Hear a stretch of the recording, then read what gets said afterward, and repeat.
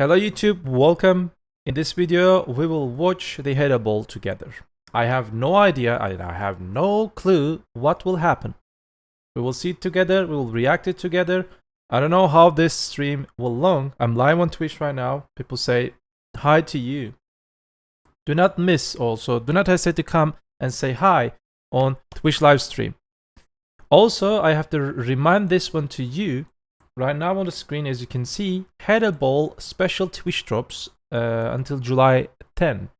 They're like Giga special. Normally Twitch drops are permanent for our game, but this time, 1 hour, 2 hours, 3 hours, 5 hours, 7 hours, 10 hours, and 15 hours total extra Twitch drops for special Heidel Ball. Do not get these, do not miss these rewards because last two is just 1.5k Cron stones, and there are other special drops additional to the normal drops. Do not miss the Twitch live streams for next 2 weeks at least.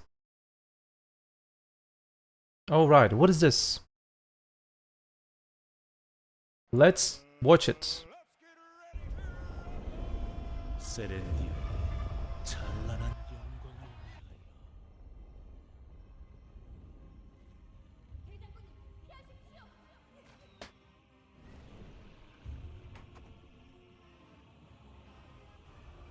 How is the voice, and can you also guys hear me?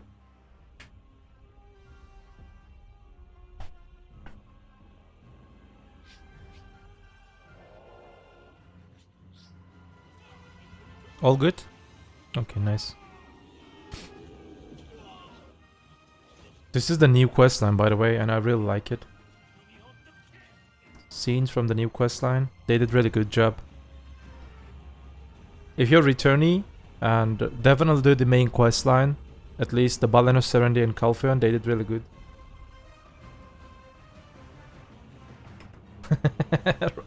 Our spam, true.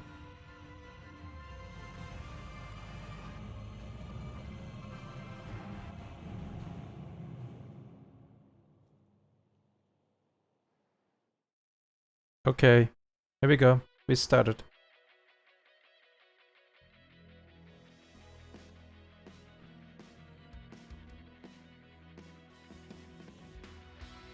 Someone is coming. Gonna start? Only these people? Hello everyone and welcome to Heidel Ball 2025. My name is CM Endlave, I'm one of your hosts, and joining me today Guys, is I'll be honest with you. The most handsome CM is Zarka, by far, from Servermina. The second one is maybe Bodlave. Excited, I think, right? Yeah, absolutely. It is time. It is an absolute pleasure to be here with you all, chat. I hope you're all very excited. May I please see Zarka spam in chat? Zarka, wait, not like that. Zarka, like this. If you type Zarka in chat, you will see the Zarka's chibi emote from 7TV. Come on, you can do that. Do it for him. He will watch this probably later. Make him happy. Pretty much go over the updates that are being said in Korean, and we will be basically telling you what it is in English as best and clearly as possible. So Randa. we do hope that we'll do our best, and yeah, just sit back, relax, and type Poggy Woggies in chat whenever you guys are happy with an update. But yeah, we're really excited, guys. So it's gonna be awesome. Absolutely. In today's stream, we'll be kind of splitting the roles of each of the MCs. Yeah. And, if we'll try our best, of course, to make sure we're translating as A little bit volume up, seamlessly as sure. possible, but we hope you understand that it is a live broadcast, and there's always Yes, chance for yes. misunderstanding. So The odd I bit of think ad-lib. we're bringing our guests on stage, so let's Yeah. transition back. Okay. Hello guys, hello. Let's take a look. Okay, Fat J coming. And on Another stage, we're Fat J coming. welcoming our heads Chasuk and Wonsu. Hello, I'm Jesok Jang, head of Black Desert Live Service. He's ad-libbing. And I'm Wonsu Yang, head of Black Desert Game Design. Maybe I should do it like this because we'll not be able to read it. Saw you. How have you been? I've been doing well. Me too. Better, I've I been believe, working isn't hard it? getting ready for today. It's better now.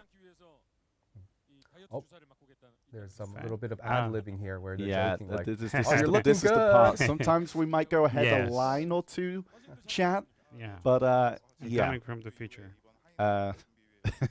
that's because of the ad lib. So something special about this Heidel ball is not actually occurring in the capital region, but on Daejeon actually. Daejeon. Up until now, the ball has always been held in the capital region, and honestly, seeing adventurers travel long distances just to attend always left me feeling a bit sorry. So we've been wanting to hold a ball in a different region for a long time, and Sorry. today we finally made it happen, right here in Daejeon, the heart of Korea. It feels Whatever me really meant, special, I don't know. and Or did more I? than anything, I want to sincerely thank all of you who came out in person today. We've got a lot of exciting summer updates to share with you, so whether you're here with us on site or tuning in online, I hope you enjoy the show and have a great day. And we just Adania. had a video of Adania, and we're officially unveiling it today. So That's right, we're officially unveiling it today. Adania at last, I think. I think a lot of our adventurers have been waiting, and We're gonna watch Adania. Yeah, that's right. We know many of you have been waiting, so we've been working very hard to bring it to life. We hope today's announcements will be exciting for everyone. I think we could all say that we're all hyped. But I think today's video had scenes from the old main quest, and it did bring back memories, but were there any deeper meaning to that? Well, I wouldn't say it's anything too symbolic, but Adania is actually the final chapter in Black Desert's Act 1, so we just wanted to take a moment to look back on the journey so far. When in this video it starts in Adania, then time seems to rewind all the way back to the ancient stone chamber. What's the meaning behind that? That was intentional. It's a symbolic way to set the tone for today's updates. The new region, Edania, is meant to be a new pinnacle, a destination to strive for. In the past, we've designed new regions to be as accessible as possible, so that more adventurers could enjoy them. But this time, it's different. Even veteran players will find Edania challenging, right from the start. You'll need real growth, real preparation to go deeper.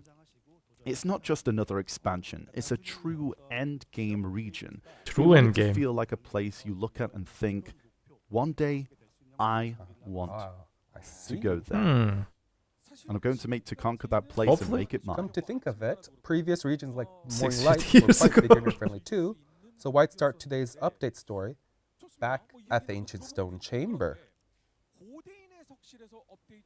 True endgame after season graduation. The ancient stone chamber is the symbolic starting point of every adventurer's journey. So today's update follows the same path, starting as a rookie, getting used to the game, growing step by step, and eventually reaching Adania. We'll be presenting updates for every stage of the journey, with something meaningful for everyone, for newcomers to veterans. Ah, I see it now. So today's theme is all about the road to Adania, a journey step by step. I think I like that.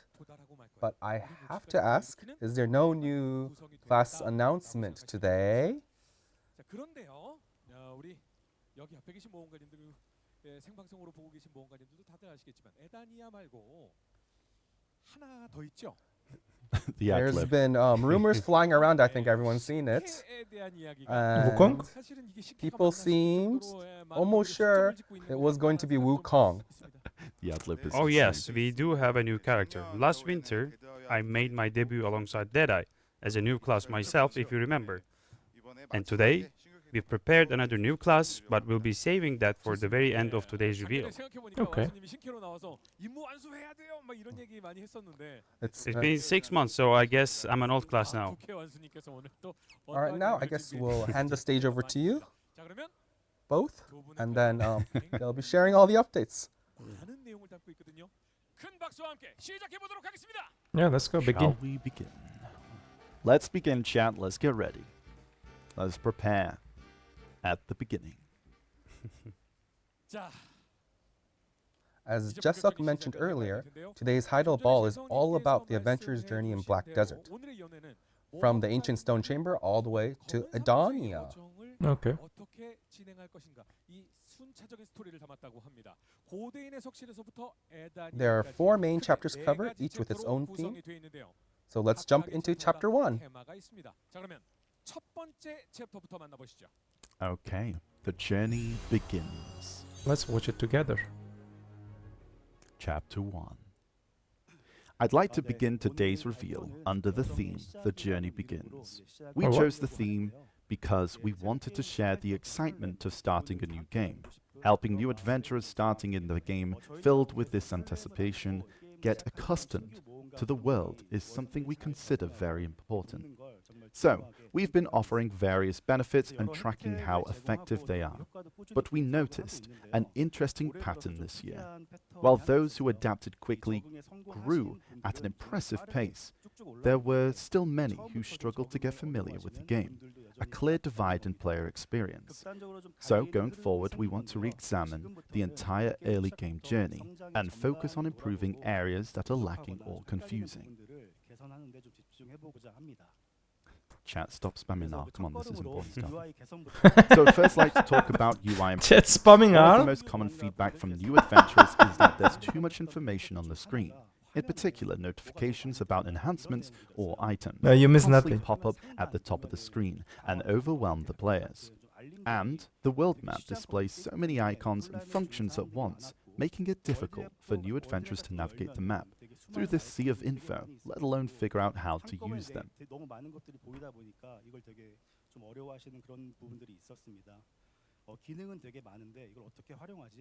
So, the first improvement is the upper screen notifications. We're separating usual notifications from unnecessary ones, ensuring that the new adventurers aren't overwhelmed and only see what they truly need. For example, It's pretty nice. things that are not needed in the early parts of the game, such as other adventurers' item enhancement and rare drops, will be displayed by default, while info required for progress, such as Black Spirit notifications, will be enabled by default. We also know that the veteran adventurers must have found the top notifications inconvenient at times. For example, after a long cooking session, all the cooking complete messages would flood the screen at once. Or when multiple world bosses appeared simultaneously, the notifications could get mixed up and confusing. We will address these issues as well as through this update. The top notifications will be synchronized with your most recent actions to prevent the notifications from piling up and display instantly. And their effect has also been shortened and cleaned up to reduce visual clutter. Additionally, Nice. several issues related to notifications were fixed. On top of this, in response to popular demand, you'll be able to enable and disable guild members' enhancement notifications on your screen and chat. That's pretty nice because your guild members, like, you know, they were enhancing red blood that you were seeing that thing. That's nice. Okay, nice. We're starting off with W, of course, like, URL. Next, I would like to introduce the improvements to the world map UI. We think even veteran adventurers will really appreciate this one. You'll be able to see where your old family characters are directly on the world map at a glance. Before, if you wanted to check where your alts were, you had to open the endgame menu or go to the character selection screen. Some players even replace their portraits with world boss images to see where they are parked. yes, like this Now one. you can simply click Manage Family Character icon at the top right of the world map to check their locations anytime. Oh. Yeah, that's pretty So we nice. just See open everything this on the world map now. word map and we'll be able to see all our characters. Let's Nice. take a look at the video. Video? Okay, let's go. Hmm. There's a new button. Oh, it shows kind of all your okay. characters in a list. That is good. Oh, that's easy. Oh, that's nice. Oh, you can see where they are. That's pretty nice. They're working. That's big W. That's cool. We like that. So it seems they're displayed by region. You even see the correct, you know, That's thing. nice Like, quality look of at this life. one. When you click Serendia, he just clicked the So, like, Ulikita and he each saw region the has, old like, a number, and characters. that shows how many characters are. Oh, nice. As we saw in the video, all your family characters' locations are displayed by region and can also be clearly seen on the world map. They will be grouped together as you zoom in and out. Hmm, okay. It's very And good quality selecting of a life. character from the list on the right instantly moves the camera to their location. If the characters are grouped together, they will be highlighted with an effect. Mhm. 그리고 만약 그룹으로 묶여 있는 경우에는 그 이펙트로 강조되면서 표시가 또 됩니다. 그래서 기존에 All the features that could be found in the escape endgame menu will be available here too. Even the character's energy stacks and mounts can be viewed from the character list on the right. Their inventory can also be seen by selecting them from the list, and this is the most important feature. Through this feature, you no longer need to change to another character in your family to move them to a desired location. Rather than explaining in detail, let's go ahead and watch a video. We will be able to control them without logging them. Okay. There's a lot of nice quality of life stuff at the moment, chat. Yeah. Seems decent. Okay. Oh. I just clicked it. So each character has a sub menu. From you menu can is just, choose you to know, move them, or you can choose to Oh, switch yeah, to them. that's nice. Ooh, there, and it's by nodes as well. Yeah, you can move them through nodes now too. Yeah, so it's not choosing a just node. where, you know, it's not It just costs the you for main some city now, money. You can actually move them to a node. And it's moving. That's In nice. 20 minutes, it will That's be nice. there. Oh, it's all nice having everything in one UI now. That's W. I think it's W update. It's really good W update. Next, as you can see, previously the character could only be moved between towns. This feature now allows characters to be moved to nodes as well, meaning you can place your characters where world or field bosses spawn, and for many other convenient purposes. Please note that the travel time remains the same as before, and moving between towns is free, but moving to nodes will cost a small amount of silver.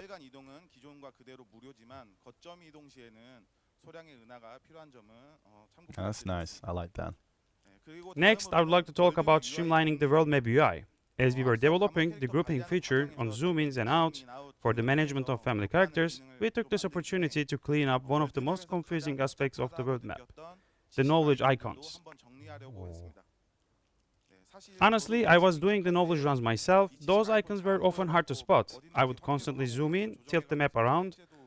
We'll improve that so you can see how much knowledge you are still missing in an area, which should make things a lot Oh, easier. that's nice. That's nice. That's really nice. The world map is an essential UI for adventuring and offers many features, but we have heard from many new adventurers that is still too complicated. With that in mind, we have made some major changes. First, we have separated the main menu from the sub-menu. The filter at the top focuses on most frequent used options, making it much more intuitive to turn it on and off. We have also enhanced node list and search functions, so you can find the information you need more easily. Also, the secondary menus in the bottom right have been removed to the top left, streamlining the overall visual flow. With the knowledge icons better organized, we'll keep refining the map to make it more user-friendly and polished overall. I like this kind of unification or integration of everything so far. Yeah. Yeah, looks really good. Okay. Next, I'd like to introduce a new integrated event page. Removing shy. You'd have to check the website to see what was going on. Then They're open removing the shy, quests guys. window to accept the event quest. Sometimes, open the world map to find the location and get dice from the bottom right menu. The process wasn't as user-friendly, making it hard to keep track of the events, big or small. Shaya underwear, So, Swiss, as you explain. can see on the screen now, you'll be able to view all event information in-game. You can view a full list of ongoing events at a glance. Use the button to get directions nice. to the event location, or accept the starting quest directly. But It hopefully was they just, you know, It was also difficult to see how much time was left for each event. But now, that's pretty nice, but events hopefully we are can about to see end that with UI marked is with an icon optimized, helping because you in-game prioritize UIs which are event being to do laggy. before they expire. That's actually really nice. Up next, we're going over the buff UI. Next is something we briefly introduced in You'll our be able to last. see your buffs from the Mine information page. From Combat Finally. XP to Life XP, a total of 33 different buffs will be displayed, so you can view everything at a glance without having to search for every buff individually. Yeah. And when you select a specific buff, you'll get detailed information on where the buff is coming from.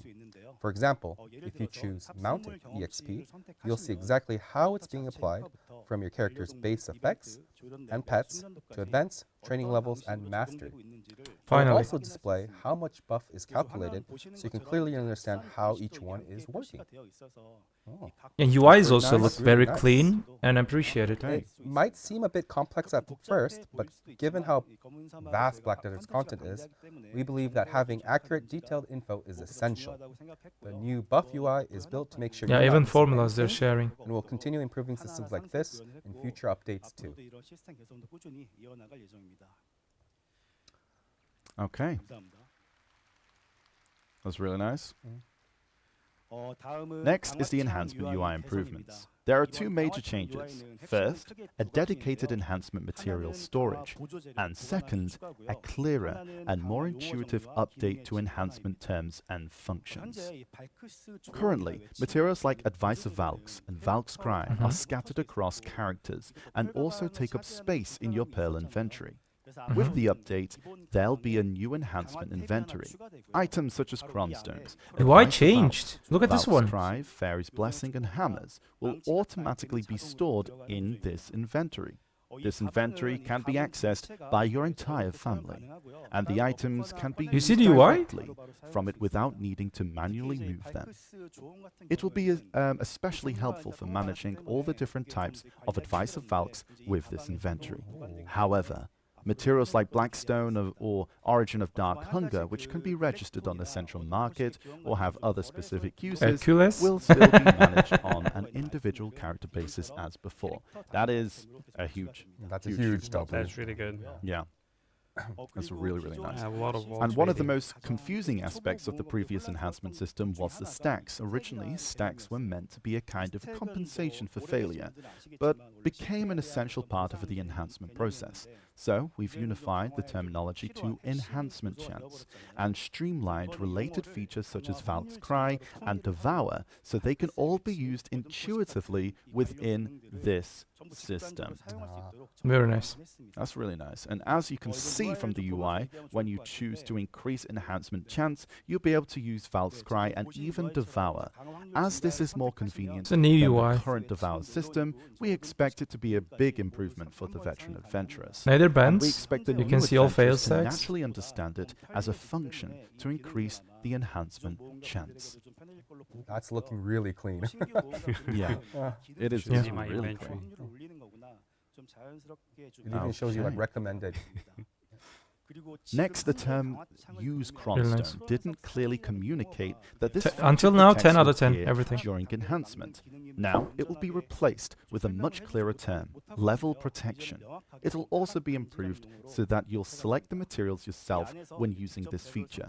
So, this change should help prevent those accidental moments, like forgetting to use the cronstone. Overall, this redesigned enhancement UI is aimed at reducing confusion and making the system more intuitive for new adventurers. We'll also Thank you for continue Prime, to welcome. make improvements in a way that this is more convenient for our veteran adventurers to use. Okay. It's being so rare that we do not Nice. use cronstones. Forgetting Cron. It's default. that is what- Next, while this isn't related to UI, we also prepared some benefits to help our new adventurers. First, Tuala accessories, which are seasonal items, will no longer fail enhancement at Try and Below. The season server is designed as a mini version of Black Desert World for new adventurers to experience. But since it is also important for them to know that, accessories can be destroyed when enhancing, so destruction will still occur. But for only enhancements They make it at Try with and armor Above, and to make weapons it same. less stressful when trying to gear No, up it's with already Tuala for accessories. it's already in game for armor and weapon, not for accessories. And from now on, we plan to provide new adventurers with a settlement support fund about 10 billion silver. We've been analyzing data from last winter through this year and found that new adventurers typically graduate from season server in as little as 3 days, with the average of being around 9 days. We think this is a reasonable time frame, but most players graduate with about 400 million up to 1 billion silver on hand. I think that'd be really nice for people getting That's started. pretty nice. While we do Pretty offer nice. various benefits, once you move to main server, you'll need to gear up and start enjoying all kinds of content which requires some starting funds. We considered providing items, but honestly, nothing beats silver. We believe giving silver instead would offer more flexibility and choice. For this reason, we will be providing all new adventurers who graduate with a 10 billion silver support fund. We hope this will aid you in shopping on the main server or use it in any ways that help you grow. That's really nice. However, to prevent any potential exploits, the full amount won't be given all at once.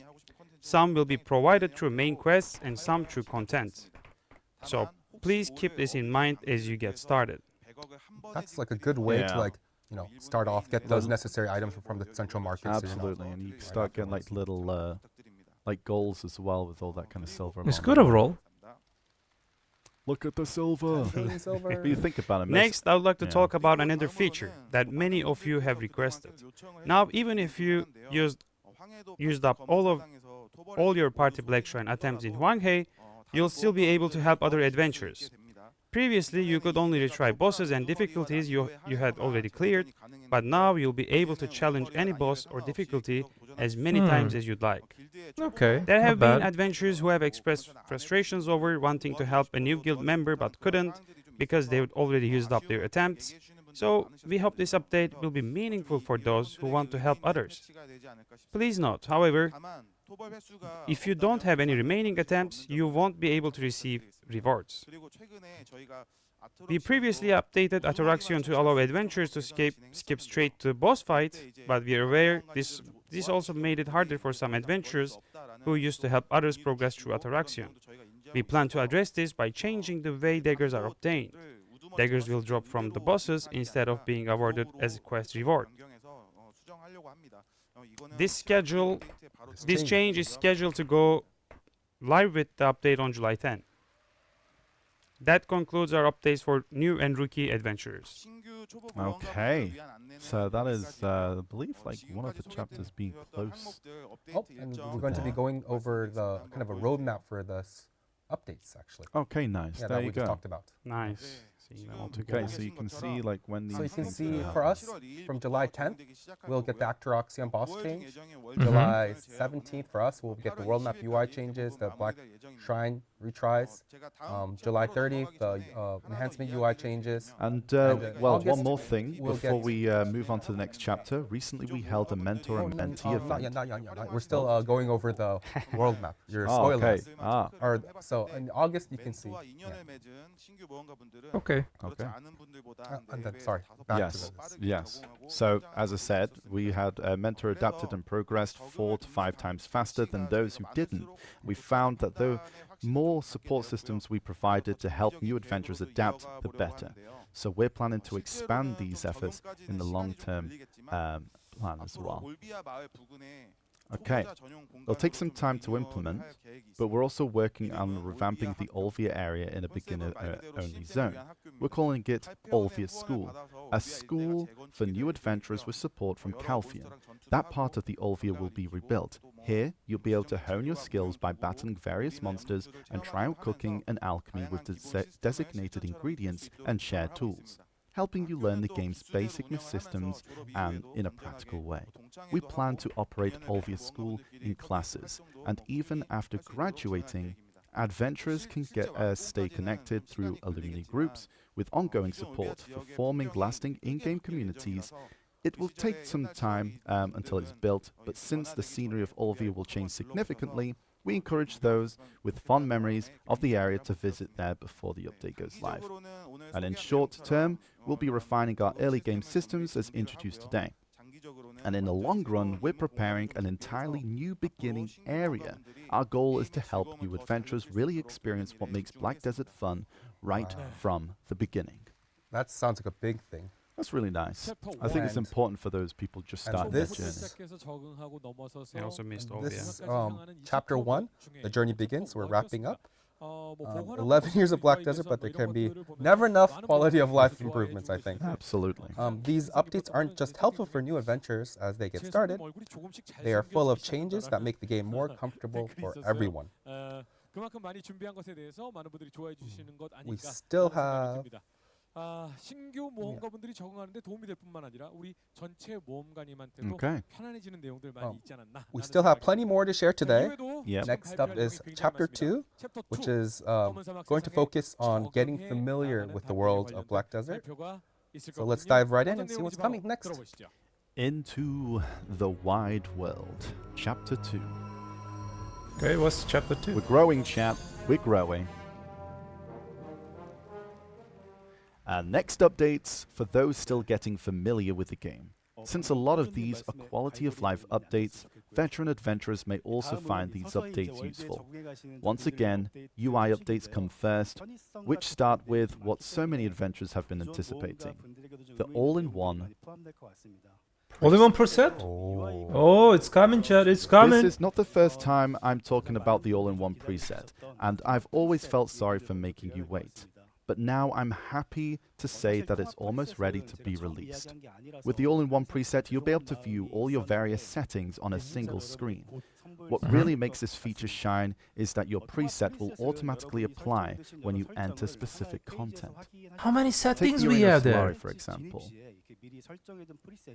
Am I going a bit too far ahead? Yeah, sorry, chat. There we go. Take the Arena of Solari, for example.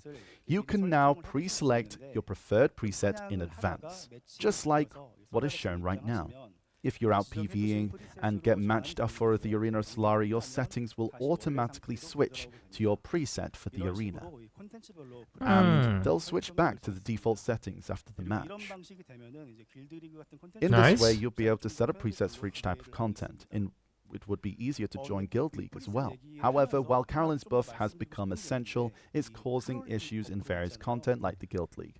We considered extending its duration, but honestly we feel it's better to remove unnecessary upkeep altogether to simplify Longer Caroline. both now and for the future.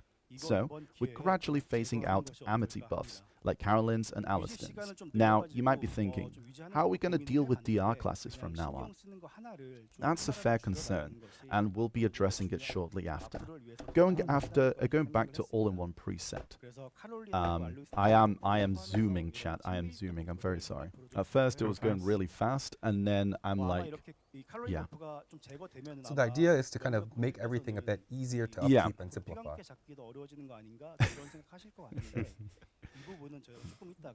We're addressing it shortly after. Going back to the all-in-one preset, definitely didn't get here already, the auto-switching feature is currently being tested. So, and it is being planned to launch in August 28th update. We apologize for the extra wait, and we want to ensure it's fully polished and delivers the convenience it's meant to offer for all adventurers. Sorry, chat, I was zooming. I thought I was actually behind. But, well, next up, Adventure Log Reward Integration. Adventure Logs are play a crucial role in progression by boosting key stats like AP and DP. But with stat rewards spreading across multiple logs, trying to collect them all can feel overwhelming. With this update, completing just Igor Bartali's adventures will grant you all the stat rewards, including AP, DP, accuracy and evasion, max stamina, MP, and HP. Igor's got it all. This is the biggest quality of life as I ever heard in this game. You just complete Igor Bartali, Now, and you will get might everything. wonder what the other adventure logs offer now. To address this, we're adding special rewards like colored titles to them, turning them into challenge or objective-based content. In short, they'll become optional rather than mandatory. For adventurers who've already completed these logs, the rewards will be distributed right after the update. I'm sorry for you, Dave. If you haven't yet, the choice is entirely yours. So for new adventurers are also immediately met with the mandatory quests, like those for the campsite or tier 5 pet, right after starting the game. But with more mandatory quests added over time, many new adventurers have found the early game overwhelming. We're working on improving this experience as well. That said, That's really we'd big like to update. ask for your understanding. It's a big For step instance, for even newbies. after simplifying Blackstones, we ended up introducing a new one later on. Sometimes when adding new content, new items are inevitably introduced. and so are quests. While we aim to minimize this, some additions are simply unavoidable as the game grows. That's why going forward, we want to put more focus on reorganizing existing content. So before we add something new, we'll make sure we'll make it a priority, to clean up, streamline, and polish what's already there to make the game more manageable and enjoyable for everyone. I think that's really important, actually. Like, Yeah. so More people simplifications they will don't do, I feel believe. overwhelmed, but like burdened by having so much stuff. Yeah, and it's the thing, like, I think it was like last year or maybe the year before, we had like this whole part of like integration, like trying to consolidate a lot of stuff. Simplifications? You Like know, new things any come example, come into the please? game, right, chat? So of course, it's gonna grow. Now let's talk about the seed pouch. Seed pouch, finally! This is Klaus Oldmund seed pouch. We have been working on Finally. making seeds stackable, but since that is taking longer than expecting, we are offering this temporary solution. This pouch is for storage only. You won't be able to plant directly from it. While I have been focusing on just one crop, many adventurers prefer growing a wider variety.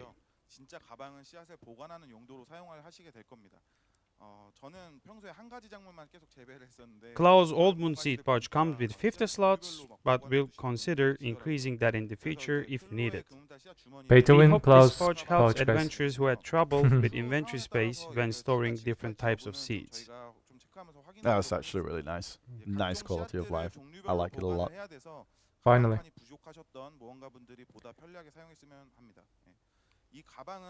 It is also easy to obtain. Once you reach farming skill 1, simply interact with Skilled 1? Oldmund Manager okay. to get it. Please kind of note default, I that believe. only one pouch can be obtained per family.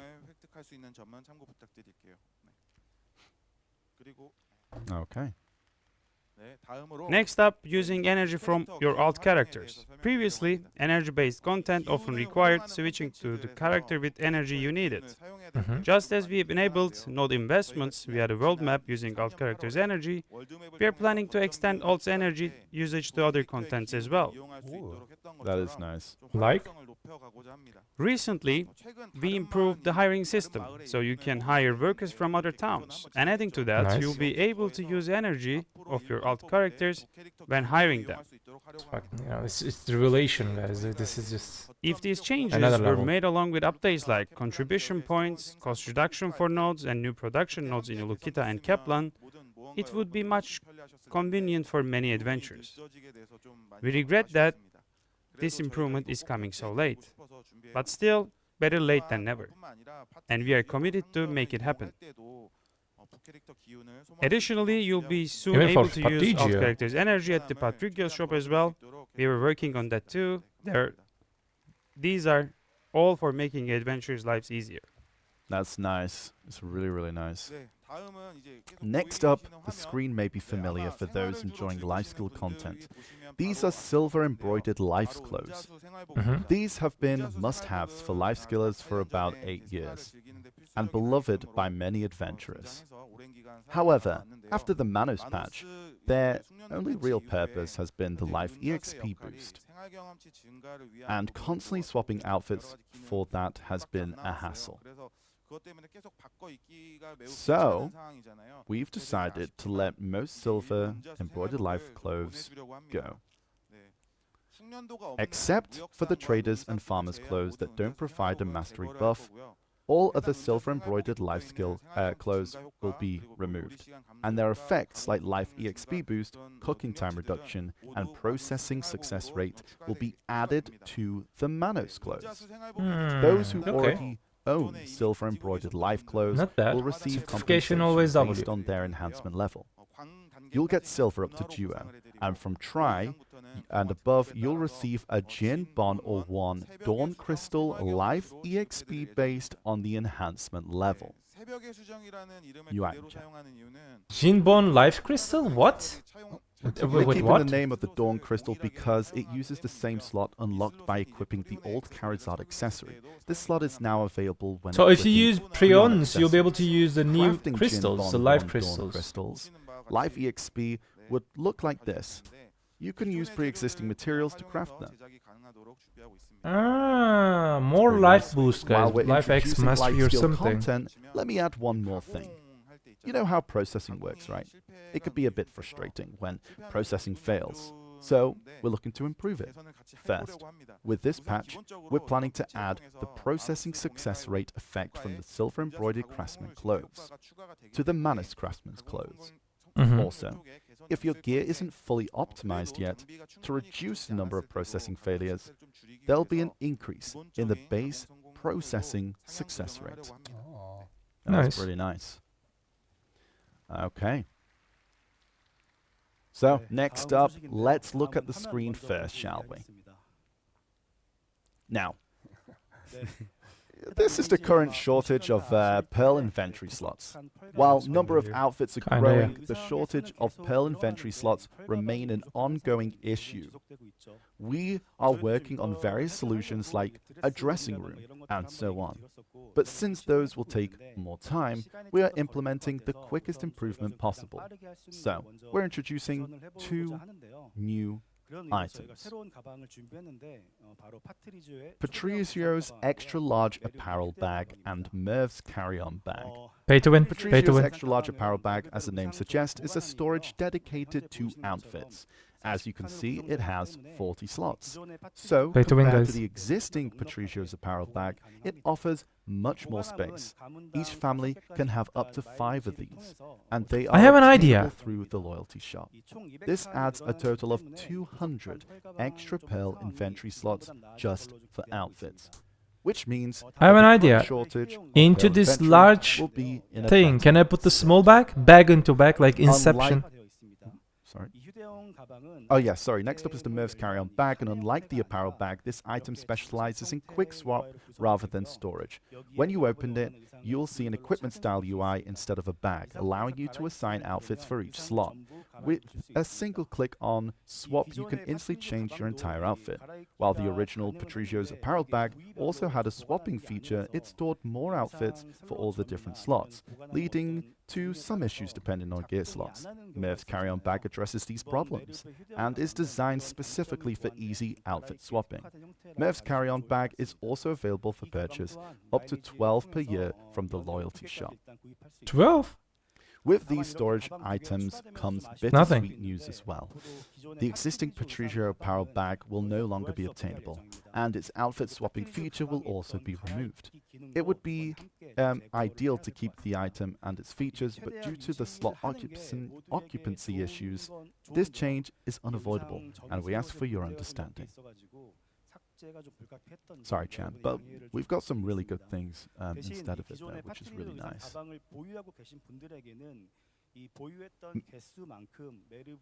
Okay, so adventurers who already own Patricio Power Bag will receive Merv's carry-on bag equal to the number of their bags owned. And while you won't be able to get Patricio's apparel bag anymore, you'll still be able to use the ones you already own for the extra storage. Moving on, let's talk about a new feature coming to maids who have been with us for the past 9 years.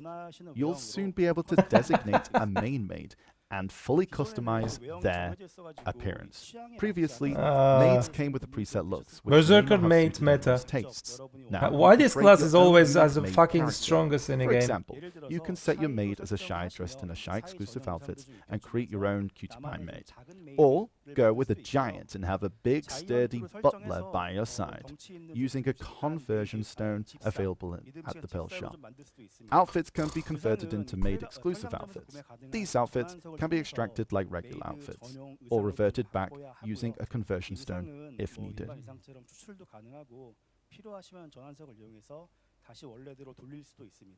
I mean, not gonna Once you lie, set your main maid, nobody cares they'll about the greet you every maids, how time they you'll look. use We're the just maid using function, them and replacing ignore the them. default maid. We're also adding small interactive features. For example, when you board a wagon, your maid will take the driver's seat, while your character rides alongside and rests. We plan to expand these interactions further. Since this is your personal maid, you'll also be able to name them and even chat with them. And we're experimenting with AI features. Next step is turning drag-only content. Okay. Made only Dracania. One important note here, we're intentionally avoiding any gameplay advantages with the main maid. We don't want it to become a must-have or affect balance. This is purely meant to be a fun, customizable feature for you to enjoy. Just your ignore own this one. Just like personal companion. this might be You'll always the suffer. first update that I See just what chat's dislike. saying. Coming up next, let's set the improvements aside for a while and introduce some content. It is what we have mentioned before, the blue battlefield. This is where guilds clash on waters with ships, which is going to be enable PvP content. This content was originally brought up at Calpheon Ball 2021, but was at a halt for several issues. Letting it go wasn't easy for us, because this concept of naval fleet battle was one of the content we wanted to make happen the most in the world of Black Desert. So this year, with our everlasting passion, we came up with solutions for some critical issues and gave it one more try. Oh. We found out that occupation node war rules fitted in surprisingly well and came out more enjoyable than expected. So we decided to make it go live. The blue We battlefield do not will like take place it. in two regions, the Balanos Sea and the Calpheon Sea.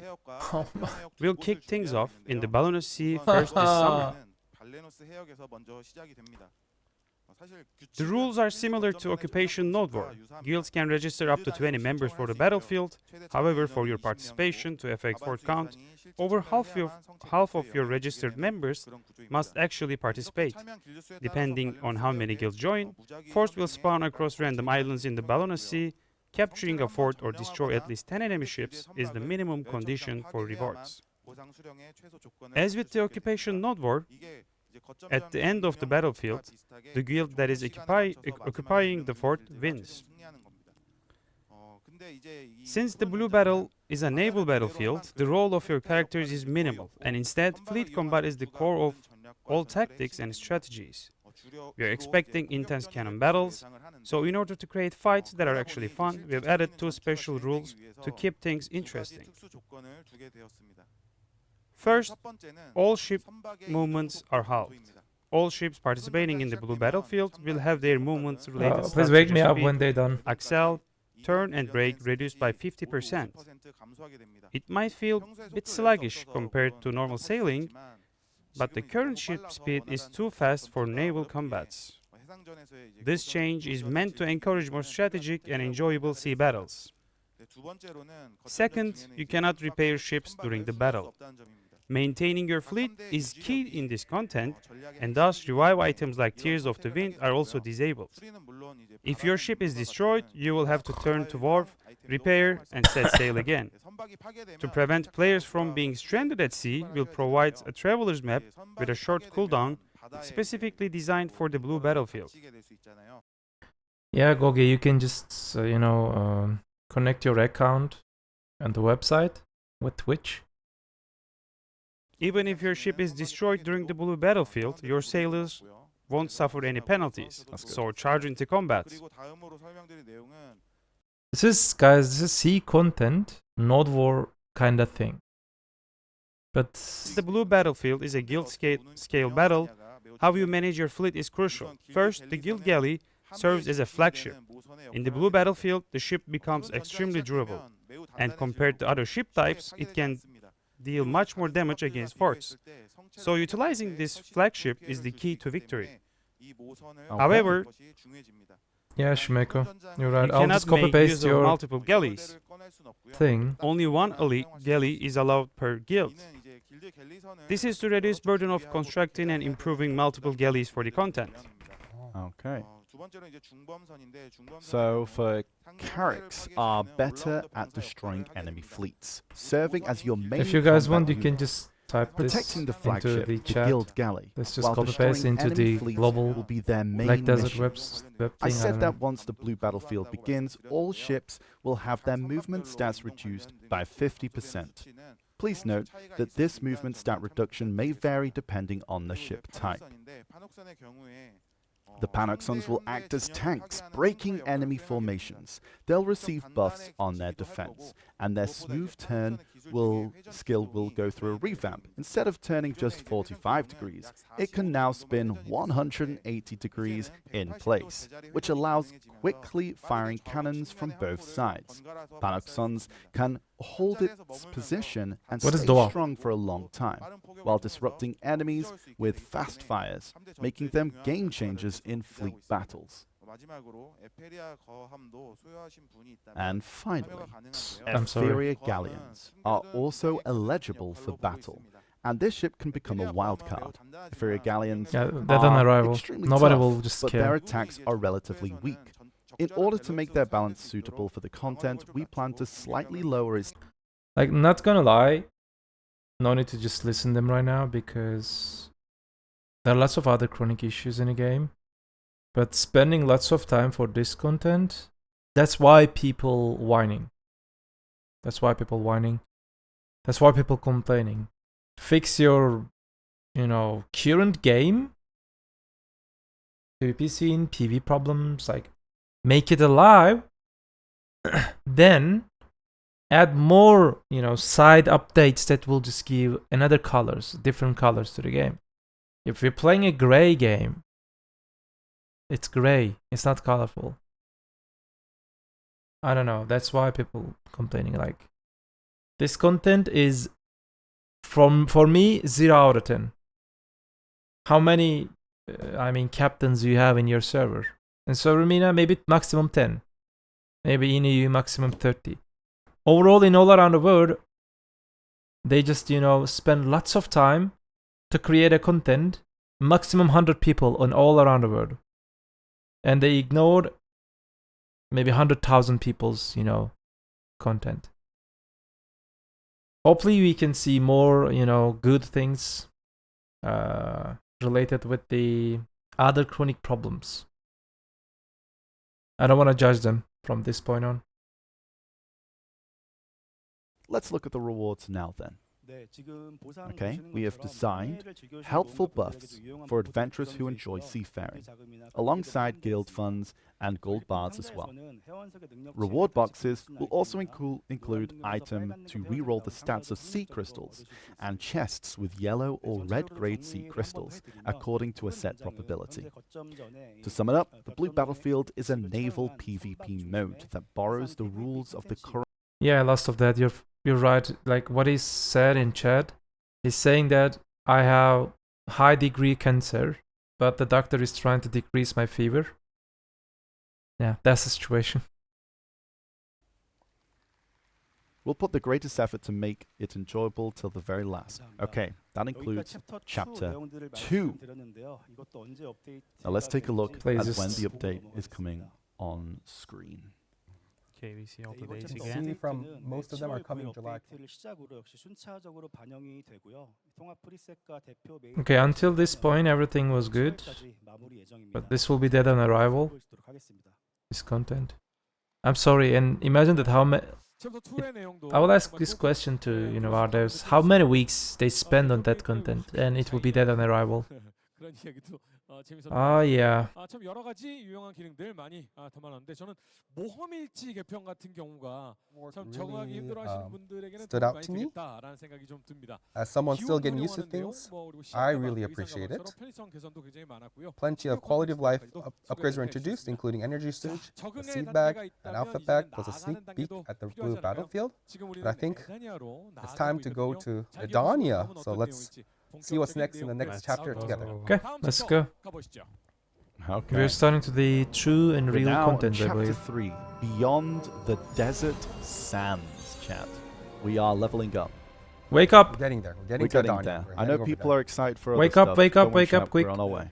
Okay. More Now, chapters. this chapter is titled Beyond the Desert Sands. These are for those who settled in the world and gotten the hang of Black Desert. Our previous topics were a bit lighter, but since this chapter is just before heading to Adania, we've included some advanced content. Since we have a lot to cover, let's dive right in.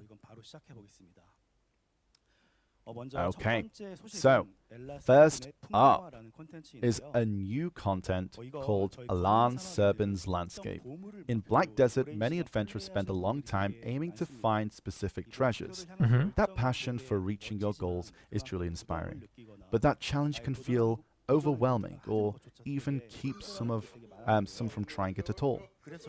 We've been thinking about it a lot because it's important to honor those who've reached these treasures after all those obstacles. So simply lowering the difficulty wasn't an option, but leaving things as they are didn't feel quite right either. So we're proposing a new way of treasure hunting, which is called Alan Serban's Landscape. The landscape painting you see here is a magical frame that captures the scenery of treasure monster zones, like History Ruins or Ackman Temple. It's based on the Nader frame, found in Tariff. The idea is that by imbuing the frame with a spell, the energy of the specific location fuses with your character temporarily. While in this state, you gain a powerful effect. You can obtain treasure materials from that monster zone, even while subjugating in a different location. For example, if you activate the landscape of History Ruins, even at monster zones other than History Ruins such as Golden Pig Cave or Dark Seeker's Retreat, compass materials obtainable from History Ruins will sometimes drop, Oh, that's pretty cool. you won't be able to use it in every monster zone. The landscape will only be available in zones with 300 plus AP requirement. I'm sorry, I was a bit ahead down. Let's see, there we are. Kind of like That's nice then. That's nice. treasure Okay. item drop That's event on very the nice end. update. That's To very activate nice. the landscape, you'll need a scenery W. item obtainable from each treasure monster zone. For example, if you defeat monsters in History Ruins, you can obtain Scenery of Histria. The landscape will react upon using the scenery item and activate a number of spell charges equal to item use. Defeating monsters will spell activated will consume spell charges. Think of it as working similarly to Agra's Fever. Treasure fever. Yeah, treasure fever. Okay. It will not be fully on, but Okay, no, I'm behind. This also means you can collect scenery items, characters of History Ruins, and tagged characters on your desired monster zone. You can consume the scenery of History. However, it doesn't mean that using the scenery increases your drop rate or anything like that. It only enables the item to drop in other zones, and even then at a fixed lower rate than it would in the original monster zone. And just in case you're wondering, does this really work? Just like scroll written in ancient language, default guaranteed items are also included in the item drop table. This content's goal is completely tearing down the walls of treasure hunting, but rather giving you a bit more breathing room. We've designed it to stop adventurers from being stuck in one zone and let them breathe some different air from time to time. Also, you don't have to keep party zones running, because once you've obtained enough scenery items, you'll be able to go after the treasure items solo. We think this will be a nice advantage for many players. For now, each scenery item can only be obtained from the monster zones, but as we monitor the overall trend, we're planning to gradually add more resources for obtaining them. Our current focus is to make sure this content finds its place and make the treasure hunting experience a bit more flexible. Next up is an update many adventurers have been requesting for. Alchemy Stone system! We're revamping Oh, finally! Alchemy Stone Let's go. system, Oh, chat. It is happening. It is now. Alchemy Stones are a key progression goal for a top-tier adventure. But we've received a lot of feedback that the system is too complicated. There were two main issues. First, the level and grade systems were too complex. Yeah? Second, the system itself was unfriendly and difficult to progress through. To fundamentally address these problems, we've prepared this revamp. Previously, alchemy stones had 8 levels from imperfect to shining, and each was split into 4 color grades: white, green, blue, and yellow. It was just too complicated, so moving forward, we're simplifying both the levels All and yellow, good. grades. And as you Good, can see, okay. levels will now be reduced to 6: imperfect, sturdy, sharp, resplendent, splendid, Come on. and shining. Go to the place Each that level how we can will now process. only have 1 grade, yellow. Nice. Adventurers with alchemy stones of the removed grades will be compensated with silver based on the grade of the Okay. stone. The UI layout will be improved along with levels and grades. Unlike other equipment, Alchemy Stone has 2-step progression system, gaining EXP through polishing and leveling up through growth. I see This led to Agris. going back and forth between the tabs, making progression a tedious task. With the update, recharging growth can be done on the same screen. And you can probably see something else there, chat. There's also some changes to the growth difficulty. First, the success rate will now be displayed. Also, using Cron stone when attempting growth on an alchemy stone will prevent it from being destroyed even if you fail. The ancient anvil system is also being added. Finally. You'll be guaranteed to level up your alchemy stone after a certain number of failures. However, for the highest level shining alchemy stone, its rarity and prestige will result in the amount of Agris essence required to use the ancient anvil being set to a very high number. What is it? What's very high? Okay. The overall success rates for alchemy stones will also be slightly increased, but for the shining alchemy stone, to honor the effort of so many adventurers who've overcome countless failures to craft their shining alchemy stones, the difficulty will remain high. Oh, here's a video. Okay, but Okay, next up, let's watch this video.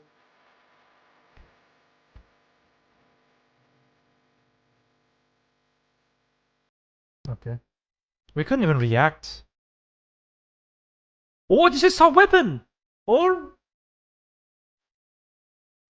this is our weapon! Now I realized it. So what else our weapon? 네, 많은 분들이 이번 연애 Okay, very nice. Woo-woo. I think many adventurers have been Many adventurers were speculating on this as the reveal of the new item, Sovereign Sub-Weapon. Many adventurers had a feeling it was coming, but everyone is asking, what kind of stats will it have? Shall we take a look at the effects first? Yes, Let's yes. take a look. Ooh. Oh, Look at that AP, chat. Look at the AP. 57. many 80? adventurers got this What? right. 누베르와 쿠툼을 통합한 형태입니다. 군항 보조무기의 강화 단계는 Fifth. The Sovereign Sub-Weapon combines the power of both Nova and Kutum. Its Nova and enhancement levels Kutum. are the same as those for main and awakening weapons, comprised of 10 levels, and the difficulty is also identical. There are 3 different crafting members for the Sovereign Sub-Weapon, since it has the effect of 2 weapons. 77 monster AP. More materials compared to main or awakening. What the fuck is that? First, you can use 2 pen Black Star sub-weapons Okay. plus 1 Gem of Twilight. Second, you can use a pen Black Star sub-weapon, 1 pen Kutum sub-weapon at Capris level 20, and a pen Nova sub-weapon at Capris level 20. Or third, a pen Black Star sub-weapon, a 1 Gem of Twilight, and a new item called Gem of the This Gem of Primordial. Twilight is 10k The Capras, Gem isn't of the it? Primordial is a new item, and we'll get to how to obtain it. We'll get to know how to obtain it shortly. Also, just like main and awakening weapons, sovereign sub-weapons gain additional visual effects at pen and opt. Please note that they cannot be registered on the central market. Next up, let's watch another clip. Another clip, okay, okay. Show Oh, us. it's Wansu from the past. Yes, it's Wansu from last year's ball. It's Wansu from the past, chat. And he is talking about a Dine Ardu Doom thing. Tier 10. Yeah. Yeah. It's like combining the combination? horses, right? He said that he was going to try and do that Yeah, because Demon- chat wanted it. And they, yeah. And they're talking about how we did the sap. And Yeah. the joke is like Wansu's name in Korean is kind of similar to like Walyo. It's like kind of similar to complete. So they were joking like, oh, your name is complete, so you're going to complete this, right? Nice. Zarka's laugh. That is right. I'm here with my words from last winter. Hereby presenting Dine Ardunat Doom. Video time. What the heck?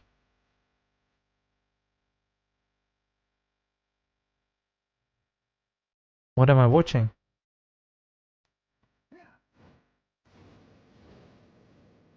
Well, hello?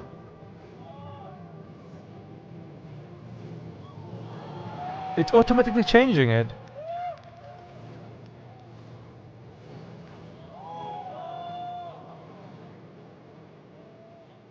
That's nice. Imagine the bugs and optimization issues, chat. But it will be so nice.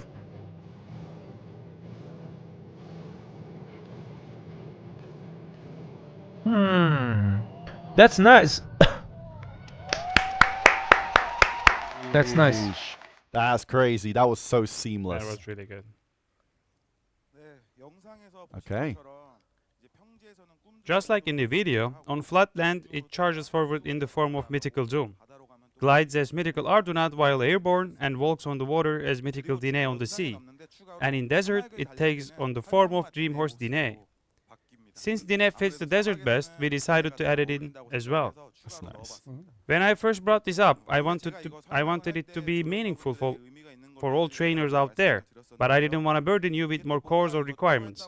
So after some thought, I realized that those who already built Sanctuary are, in a way, the ultimate trainers. That is why we are sending out this horse to everyone who has a Sanctuary. Oh. This isn't a one-time event reward either. From now on, anyone who builds a Sanctuary will obtain one. So you can take out this horse with your main character and leave your Sanctuary to alts as you see fit. Ah, it's basically Nice. It's like permanent, a so anyone. separate. It's a separate horse chat. Basically, if you get a Sanctuary, you get one. Yeah.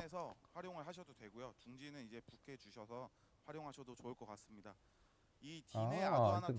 So you could just leave your other sanctuary to your This alt. spatial Dine Ardunat nice. Doom comes fully loaded. It starts at level 1 but already knows all 37 skills at 100%, excluding the 2-seater skill. And its base stats are set to highest values amongst mythical horses. For example, its speed matches Ardunat's highest and turn matches Doom's top stat. As the best horse in Black Desert, we made it sure it has the best possible stats to match. Oh. Okay, that's nice. Will And be actually, interesting. I haven't come up with its name yet. Name So name it's it called Quindia. Dine Ardunat Doom for now. But Dud. if you recommend any good names, we may use them when we go live. Yeah, chat. Send us some. Yes. Send us some ideas, chat. Send us some. Dad horse. Stop it. Oh, we Yeah. have Chat, another And video. also, stop. we have another clip. Oh, another clip? Okay, okay. Chat. Oh, Wasistas. this is switching Oh. to attack character. Yeah. Yo. What the?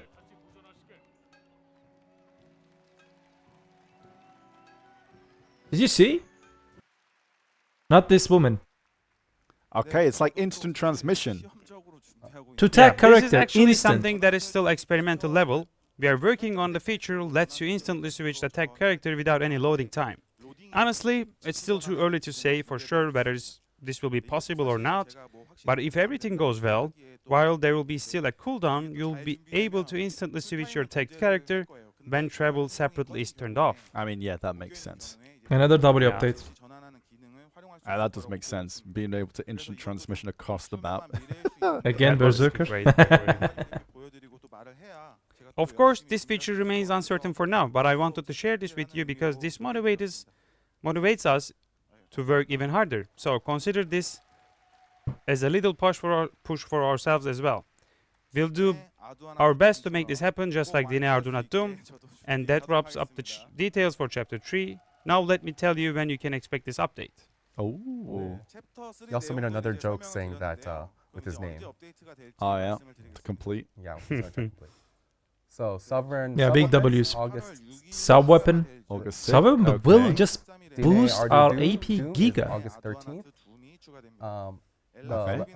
landscape is August 27th. What is the current AP that And comes the from Alchemy Stone Penkutum? renewal is set for September. September. Hold up. Okay. Nice. Penkutum is providing 34. Okay, The chapter deck sub 3, weapon was Beyond providing the Desert 58. Sounds great. Or beyond The sheet AP will increase 20, and the Allen monster AP. Turning Oh Landscape. my lord! Alchemy Stone rework, Sovereign Sub-Weapons, Dene Ardu not Doom. That's a lot. Nice. I think we really do need a Dene better Ardu not name. Doom. Yeah, So for sure. let's keep them coming. The most popular name is in the chat now. Yeah, apparently it's Dad. Yes. Dad is the name of the Dad horse. is the name. I think that's Yeah. just how it's going to be And from now on. Sad. For me, like the character tagging switch was actually crazy to see. It's Yeah, like, it instantly, was. Yeah, Super without good. any loading. Yeah. But now, I think it's time for chapter 4, everyone. Well, It's finally time. yeah, It's finally time for Adania, everyone. maybe. But before that, I think we're going to go into 3.5. G.5? So yes, we Okay. are. But just before we move on to Adania, there's something important I'd like to talk about first. Those who remember the last Calcium Ball may be wondering, when is it happening? It's the patch we were promised for removing resistance from PvP. Really and now? grouping the class synergies. That's what I want to talk about now. I know you've all been waiting, chat. I've been seeing the comments. Resist removals. The removal of PvP resistance is a change to a core system that has been part of Black Desert since its earliest days. That's why we needed to approach this with a great consideration. So as we were preparing this update, other issues and lingering regrets have also been in our minds. For example, the class summons and the long-standing issue with them. Confusion and challenges in balancing from an outdated damage calculation formula. And on top of that, a diminishing sense of progression. These challenges that we needed to overcome kept coming into mind. We need to sort it all out at once, chat. And over the past 10 years, Black Desert has truly come a long way. But that time means some of our systems became outdated, while others accumulated problems upon problems. So with this opportunity, we wanted to not only address PvP resistance, but also clearly organize and improve the aforementioned issues. Looking back at each of them, it pretty much required a complete rebuild of Black Desert's entire combat structure, which is why it took so much time. Still, now that most of the work is finally wrapping up, on this very day, right before the launch of Adania, we're excited to share with our adventurers the changes we've prepared. There's quite a bit to say Something about big this. is coming, chat. Yeah, as Jessup mentioned earlier, over the past 10 years of Black Desert, our combat system has gradually become more complex. It's a bit slow. Alongside that, a number of issues have also accumulated. The changes we've made were done with the goal of streamline and unity in mind. There are 4 key areas we're focusing on with this overhaul. First, refining the damage calculation formula. Second, removing resistance from PvP. Third, grouping synergy multipliers. And fourth, improving the system to enhance the sense of equipment growth.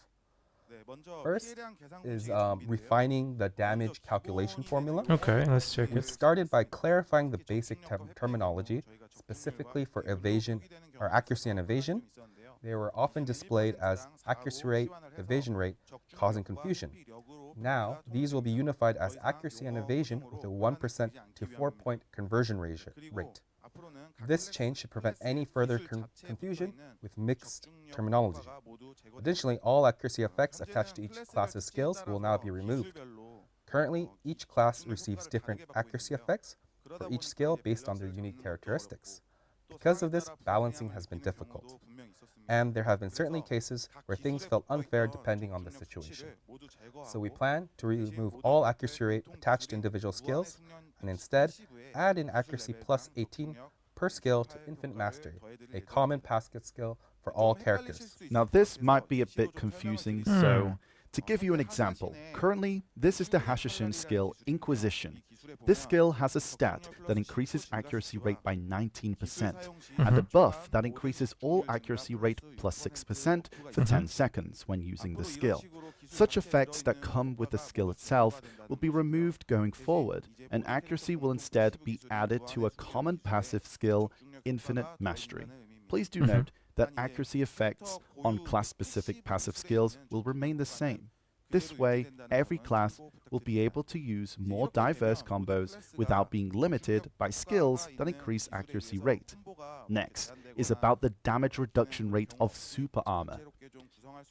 Yes, please, please, please, Am I a please, bit please, fa- please. fast? I am a bit fast. This time I'm a bit fast. Sorry, chat. Can't get it right. Can't get it right.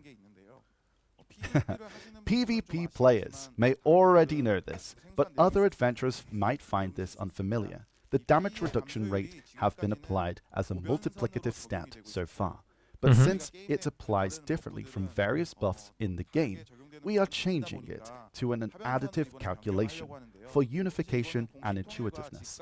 For just changing the formula like this would diminish the efficiency of skills that increase damage reduction rate. So, we'll be adjusting the damage reduction rates of these skills, along with the formula. We are sharing this as they are changes being made, but we'll make sure that it doesn't Where the nerf feel for any Striker, different from Berserker, before. Mystic? Hello! Next is on extra damage to species. We wish to clearly distinguish how it's applied in PvP and PvE. For example, extra damage to humans will no longer activate when you fight with another adventurer in PvP, and will only activate against humanoid monsters. Instead, the effect that applies to another character in PvP will be replaced with a new one called extra damage to characters. This will reduce confusion by clearly distinguishing PvE and PvE. Okay. PvE and PvP. With this change, you might be worried about the items with extra damage to humans. This patch will also add the same amount of extra damage to characters to all items that already have the extra damage to humans effect. Okay. Existing items will be updated in this way, and going forward will make appropriate use of extra damage to characters in various ways. There'll be some changes to extra damage to species itself. First, the extra damage to species will no longer exceed the AP limit for monster zones. In other words, it will not go over the soft cap. We're preparing a comprehensive rework to ensure that the difficulty and efficiency of monster zones are balanced with these changes. There are also additional changes in store, so stay tuned for them too. So, Next, you will not be able to use the species onto AP when you... the summons. Why? From now on, the damage calculation formula for summoned entities will be the same as for your character. The summons will now also benefit from your character's damage effects, as well as any damage Okay, Awaken Witch get buff, chat. that occur in certain situations. On the other hand, extra damage to species will no longer ignore the target damage reduction, and stats will now be applied to summons in the same way as they are to characters, not monsters. As I gave an explanation about extra damage to species earlier, please keep in mind that summons will now be affected by extra damage to characters, not monsters. And something many adventurers have talked about, the fact that summons get stronger at night will be removed. Summons have always played a significant role in many skills in Black Desert. And it took longer than we anticipated with how much work was needed. I'm personally happy that we're finally able to tidy things up. We'll pay. I didn't get the close super armor attention reduction until thing. the Guys, end. please, somebody please explain Ensure that thing these to me. updates do not cause issues with Am I balance. stupid? Okay. Those are some fundamental changes. Yeah. What happened to the So, super armor now we're reduction going thing? to go Did over they gonna some nerf PvP Moving on the to Berserker second key Mystic? area, removing PvP resistances. Going forward, resistances quite literally will no longer apply in PvP. There are a few things to consider with this change. First, effects related to resistances is so-called 3 minutes buffs or in passive effects will be replaced with other effects that suits Changing it to the characteristics. flat DR? However, they will still be applied in PvE, so any resistance increases attached to skill will remain. One of the biggest concerns we had when removing resistances from PvP was grapple.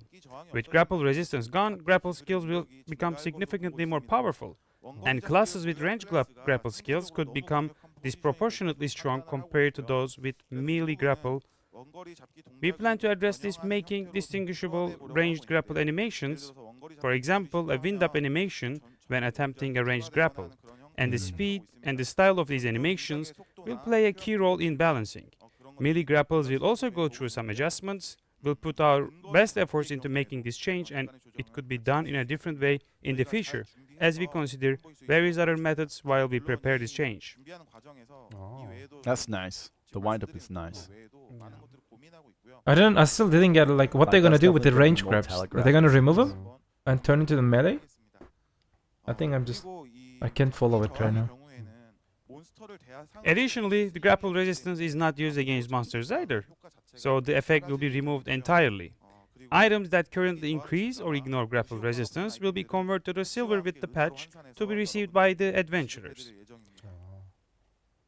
Nice. Okay.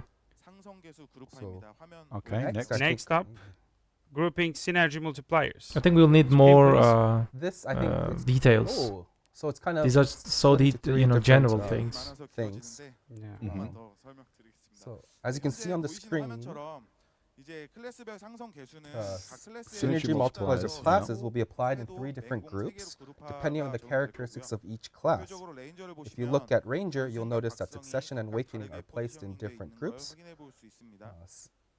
Succession Ranger uses a ranged weapon, Yeah. and Awakening primarily uses melee skills. Mhm. Like this, as classes have different playstyles between Succession and Yes, Awakening, that's what we understand, making them Sneaky. more appropriate for different groups. We'll also carefully review each class to see if there are any areas that are lacking or need improvement until the patch goes live. So this is kind of a change on the class damage modifiers. Right. There's one more important thing. We need more We have details. decided Come to on. block mouse movement. with Oh, this update please! as well. Yeah. Do it, please. Thank you, Berserkers. Yeah. Mouse movement Awaken has Sage. been a feature since the very beginning, and many adventurers have become accustomed to it, which is why we've kept it in the game. But over time, it began to affect the balance of the game as it started to become a deciding factor in an adventurer's skill level. So along with the Yeah. aforementioned changes, we're taking this opportunity to fully disable Thank you mouse very movement. much. Thank you. We understand that adventurers who use this feature see mouse movement as part of the character's balance, and that they could take the removal of the feature as a nerf or debuff to their character. But please note that we'll all be also making the appropriate improvements in its place. Yeah. But they're saying that they will So buff Succession This may Berserker. have been a very, this may have been very sudden for some, because it's not something that was mentioned last year. But as Wansu explained, there were many problems with it, and some structural issues that needed to be fixed. Mouse movement forcibly changes a character's movement mid-animation, which directly leads to issues such as desynchronization, where the screen you see is not identical to the screen other players see. That's why we decided that blocking mouse movement will lead to a more enjoyable experience Thank you for very much. everyone, Thank as you well very as much. resolve the desync issue. We'll prepare this change thoroughly so we can provide better this streamable, PvP smart? and a Like, more thank you very stable much. combat environment. Let's talk about the class balance. I mean, yeah, it's. I think people have all seen the videos. Now, for the last key area, improving the sense of growth. Going forward, if your AP is above 310, you'll gain +5 extra AP against monsters for every point of AP. Of course, these are still under tests for balance adjustments, so the numerical values may change. But up until now, while gear performance have always been important, once you reached a certain AP threshold, you likely noticed that the impact of further increases felt much less significant. This was intended to reduce the pressure of gear upgrades, but as time passed, we decided it's time for an improvement. For this, we're reworking the overall PvE system, including monster zones, to resolve this issue and create a better environment for everyone. Previously, monster zones had an unclear AP limit or soft cap, had inconsistent hunting efficiency, and some classes were even able to perform in higher level monster zones with lower AP. So, we first reassigned the AP requirement of all monster zones with care. Our goal is to clearly outline the required important, specs step by step, and to create a system where falling below the AP requirement significantly reduces your efficiency, while meeting the requirement provides clear rewards. We especially want you to really feel the result of increasing AP throughout this process. That's why, as a part of this Monster Zone overhaul, we've designed the AP limits or soft caps in a much more systemic way. If your AP goes above the requirement of a Monster Zone, your efficiency there will not increase sharply. Instead, as your AP increases, you'll get better loot and experience a clear sense of growth by moving to a higher level Monster Zone. So you have no reason to stay in the same zone. That's how it Since needs this to be. patch means meeting the AP requirement is essential for efficient hunting, we will reduce situations where monsters deal unexpectedly powerful attacks that can instantly incapacitate adventurers, in other words, preventing getting one-shot. Next, let's talk about DP. At this time, we don't have any additional plans for DP bonuses. We are still thinking over this, however. It will be Since more Black Desert sharp. is a Okay, that's very field-based nice. game, That's good. We want to leave some room for adventurers to make up for lower DP with their own skills. That's Our W philosophy update. is that In long while term, we AP will has understand to that be this met, is very DP good is update. something that can be overcome with skill. But instead, DP will be a set minimum requirement for challenge-based objectives, not regular fields, so open world monster zones, guys. In other words, instance dungeon content, if you don't meet the minimum DP, you won't be able to enter these types of content. That way, DP will still be a meaningful stat for those who work towards it. And it allows us to that will design just push the people to content create, you know, not be increase their gear. overwhelmingly difficult. Following this, boss blitz content such as Black Shrine or Ataraxian will have their AP and DP requirements adjusted. Like the monster zones, we plan to gradually ease the difficulty of content that felt too challenging. To summarize, moving forward, the efficiency of field monster zones will be designed around AP, while instant dungeon content like bosses will require adventurers to meet both AP and DP requirements. This will be our philosophy in redesigning all monster zones and content. It will be a lot of changes, but we'll try our best to ensure no part of this feels like a nerf. And this new approach is reflected in the upcoming new region, Edania. Now that wraps up the introduction to the relevant changes with so many updates. Oh, we're not going into that part yet. Going ahead, chap, my bad. So as I was saying, this wraps up, and I know a lot of you might feel a bit confused, but at the same time, we hope there are people who see the positive side of bringing more structure and improvement, no matter how late it might feel. We too have our concerns about changing existing system. It's not the act of changing itself that worries us, but rather how these changes will affect our adventurers, you guys, how you might feel about it. Having love for this game, playing every day for years, and seeing it suddenly change could definitely make you feel a sense of loss or disappointment. Even so, we believe that the changes we've shared are essential for Black Desert to move forward and build a better future. We'll be putting all our efforts Fishing in, changes? and we hope No you'll fishing changes. continue to support us. There's a lot included in these updates, so we won't roll everything out at once. Starting from July, so from next week, the updates will be gradually introduced on the Black Desert Lab, where they will be tested and refined for about a month. We're aiming to end. We're aiming for the end of July for the live service updates, and we'll do our best for it. We're a little ahead of him, but it's fine. Yeah, it's But it is a lot, and I think for a lot of adventures, it's a lot of big fundamental changes. Yeah. But it's kind of needed to make right. future stuff better, basically. Yeah, a lot of this is 100% needed. No, it's good. Like- Until this was point, like- we only dislike one thing. I think I think I can understand now why this was called Chapter 3.5. Yeah. It was really important. How do you feel, chat? I don't know, what do you think, chat? Yeah. I think Some type of like use. it's something that's Thumbs up, thumbs something. down. I put think in all the these chat. changes are kind of meant for the next 10 years of Black Desert. It felt especially meaningful and in depth, but I think it's finally time for the next chapter, Okay. Adania. Yeah. But before we move on, it was a lot to take in, so we're going to have a small break. Small break. Small break to take it all in. Water break. Yeah. Meanwhile, we'll have a clip with the ball schedule, so please go grab some water, hydrate, and we'll come back through the announcements. So in 10 minutes, everyone, 10 minutes. Okay. For 10 minutes, we can The talk Adania about trailer. what they Yep. just bring. Prepare, chat. We're See you about in to 10 step minutes. in. See you very soon. And we'll see. Okay, chat. Let's talk about that. What they actually bring. Would you like to talk about that, or like they just announced lots of things, but what they actually announced? So for PvP and PvE overall, like I can say, they removed the mouse movement. That's what we expected, and I'm kind of appreciate it. Not gonna lie.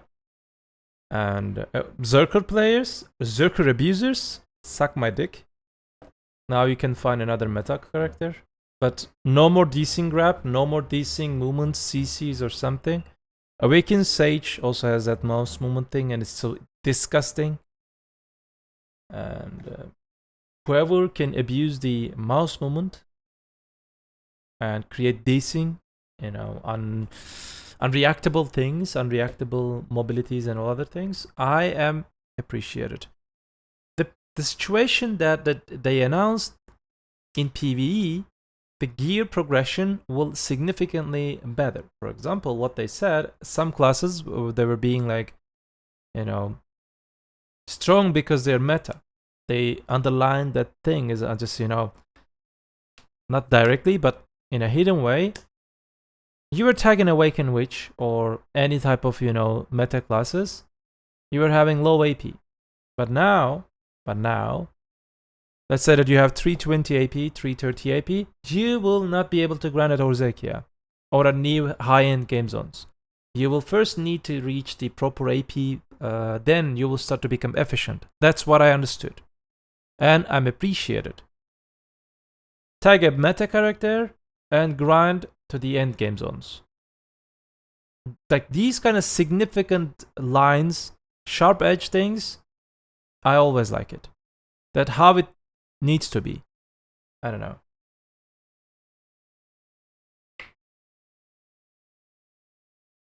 Yeah, kind of like that. Yeah, if I cannot fix the game, I can maybe fix the abusers. Like even if you abuse the meta character in PV, for example, if you do not have enough gear, you will not be able to grind. If you have 320 AP, nope, you cannot. You cannot grind at Orzekia. You need at least 350 maybe. I didn't get the part. At every single point of AP increase after 310, you will get 5 additional monster AP. What does that mean? Every sheet AP will also give us 5 monster AP? That's a little bit much, isn't it? And also they said that they will remove the species AP thing. After cap, of course. After AP cap, you will not be able to benefit the species AP thing. I didn't understand the idea. Like, then why we... I don't know. Like I said,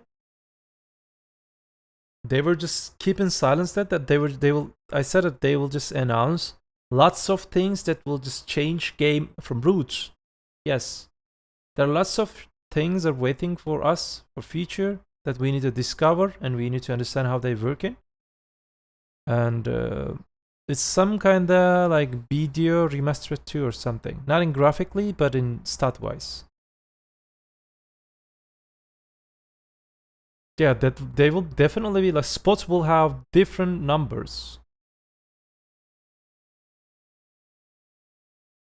Yeah, we'll probably understand when they announce the Edania things. Like imagine plus 3 AP enhancer buff after this. Probably it will just turn into some kind of trash because I don't know. You will survive gains monster after 300 AP. Maybe it will cover species AP. To cover species AP? Maybe. But they said that like what they said, if you reach... Wait. I think they said when you reach the AP cap, let's say that for Golden Peak Cave, it's 1350, isn't it? They said if you exceed the AP cap, the AP caps, they will not be significant. So, like, gaining more AP will, it will be, beneficial.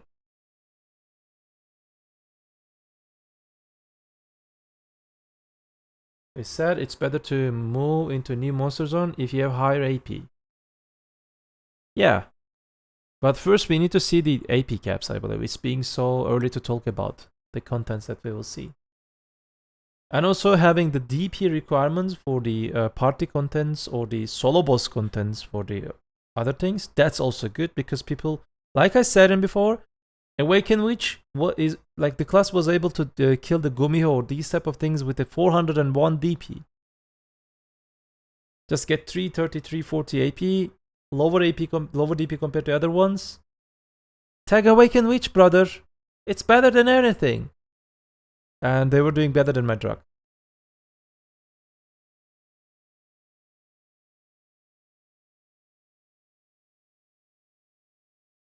So it might just be that zone is higher AP, so higher rewards. Like, we have literally no idea what they'll bring, but very big, like bigger than people think is just coming. I can clearly say that.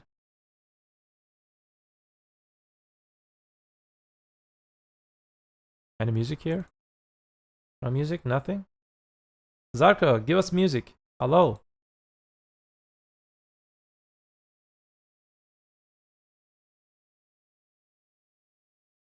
Oh, wait. Higa. Fuck. Okay. Let's go. Higa just typed everything down. You guys ready?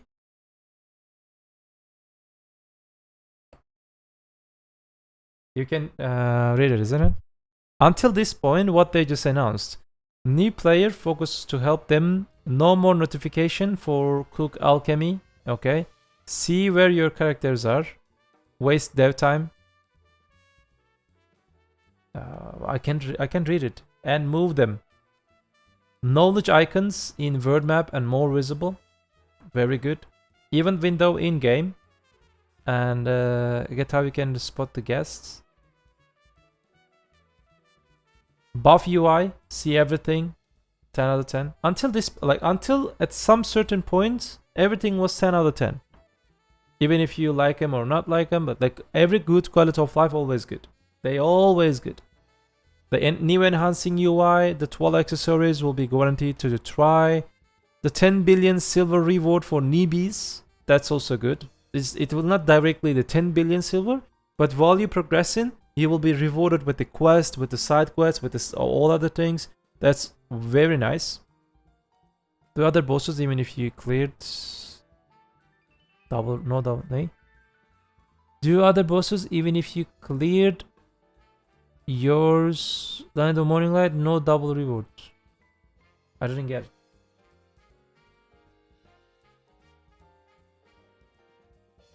Did they buff drug PV after all? Last time I touched the game was a year ago and I saw you made a huge post about it on them forum. No, they didn't buff it properly. Dungeon keys re-wasted on the boss kill. All we are revamped to the help newbies to learn game. Okay. Getting familiar with the game. All-in-one preset. 10 out of 10 big W. 27th August. Adventure logs, that's also another big W for newbies and returnees. Like, guys, here's the thing. If you miss that part, normally you're getting lots of stats from the adventure logs, isn't it? But right now, after this update, you only complete Igor Bartali journal to get all the adventure log journals thing. All the rewards, all the stat bonus. And the other ones will be options. To get all the AP, DP, accuracy, HP and everything, Igor Bartali Journal will provide you. 잠시부터 챕터 4, 네, 에다니아로 가는 길을 발표가 시작될 예정입니다. 그러니까 무언가 여러분들께서는 착석해 주시면 잠시부터 본격적인 챕터 4에 대한 이야기를 나눠보도록 하겠습니다. I want the time I wasted collected those fucking boxes back.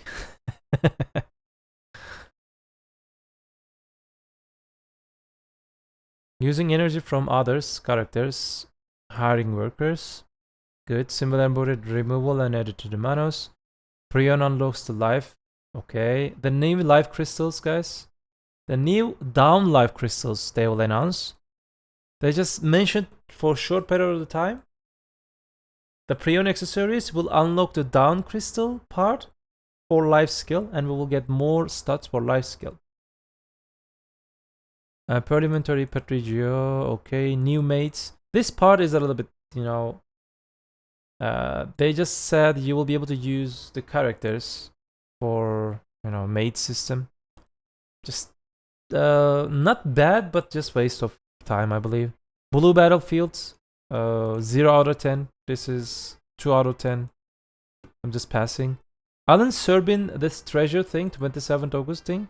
There will be some kind of new UI. You will choose it while you're grinding in any 300 AP zones. You'll be able to get the treasure item from that zone, independent from the main zone. But it will some kind of have Agris fever or something. It will not be infinite. For example, maybe for a day, 1 hour while you're grinding, you will have a chance to get, you know, the Elten piece. Who knows? Something is happening.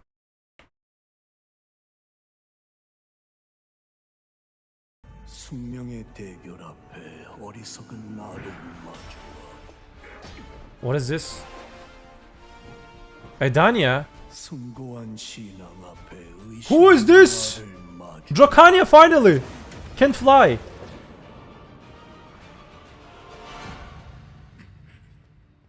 Did you see my Drac? Mommy, I was being able to fly. Oh, bro, character looks so fantastic.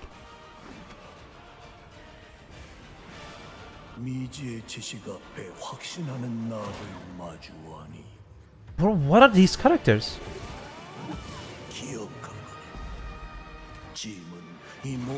We saw this one. We saw this one.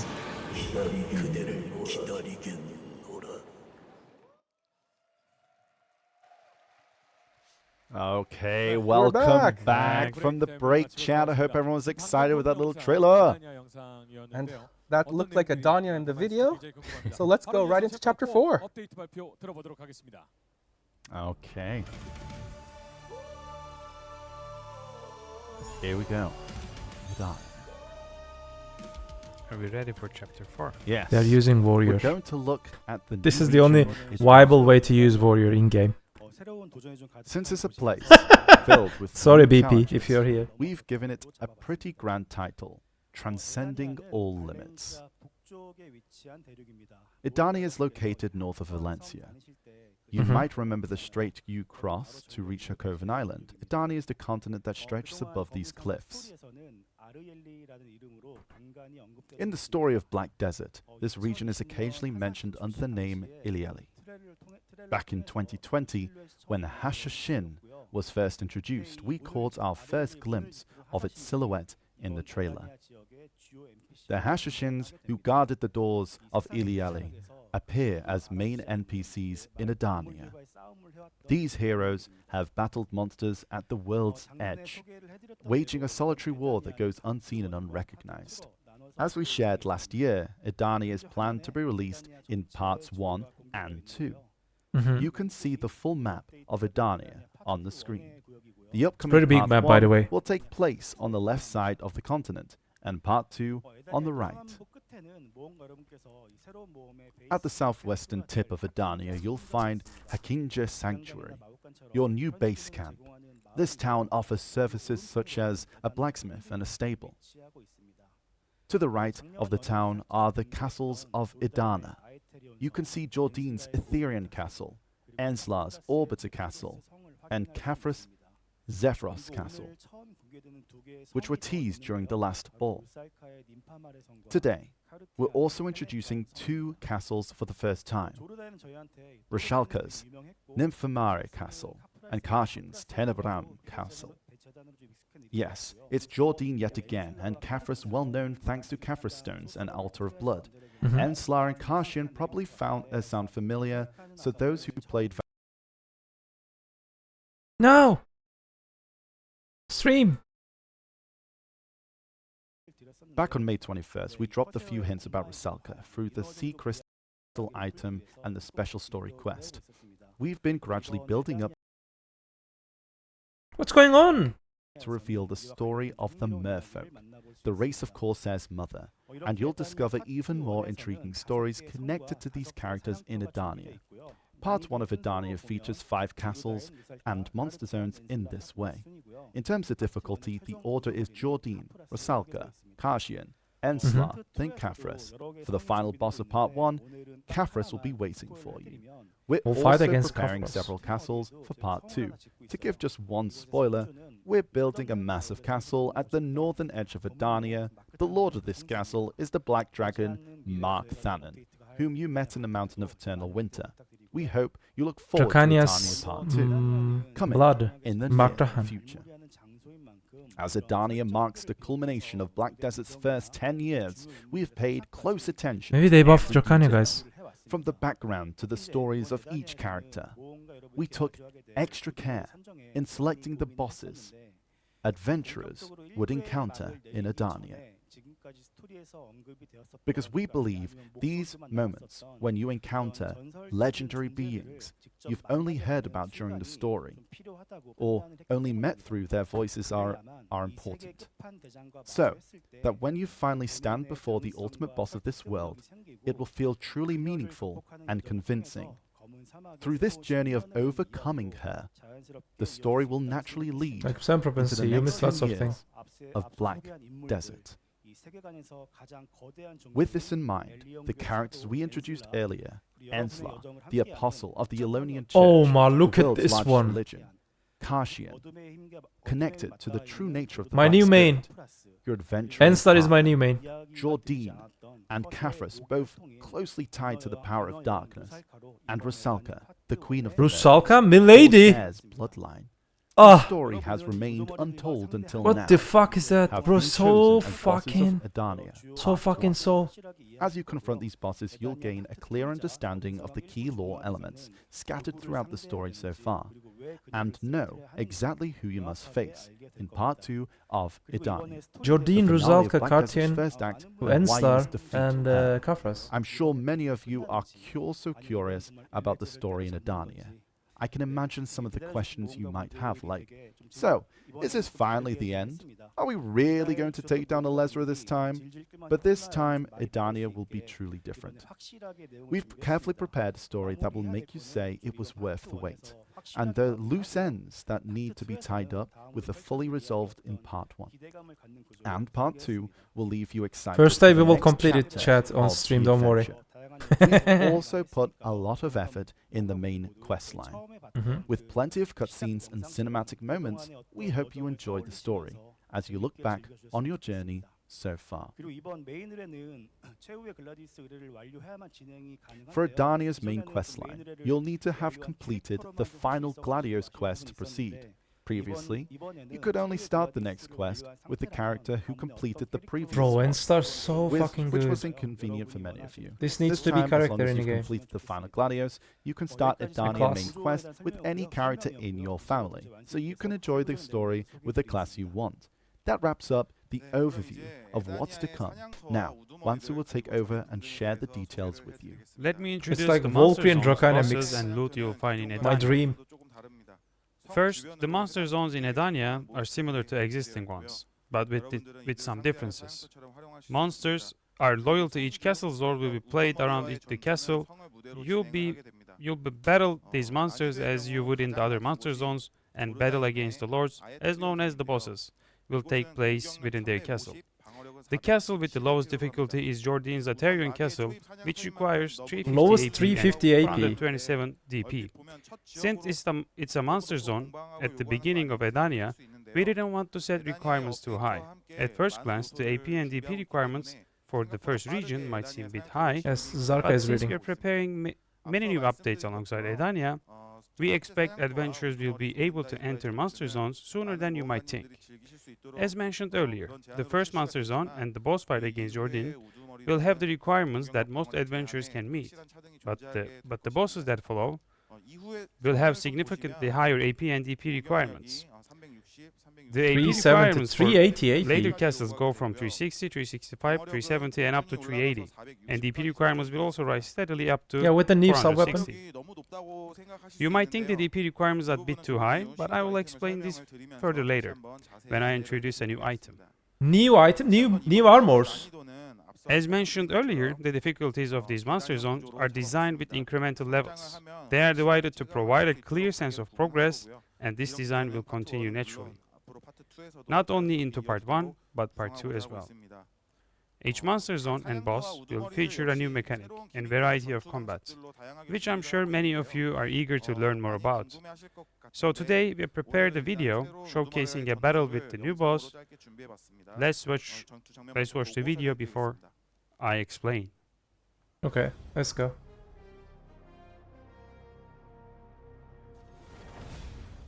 Oh, mommy. Bro, this needs to be a character in game. Dracani and Valkyrie mix. Oh.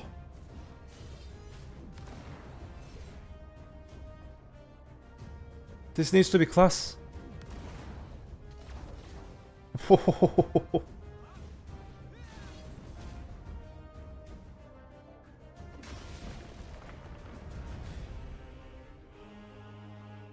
Ruzalka, mommy.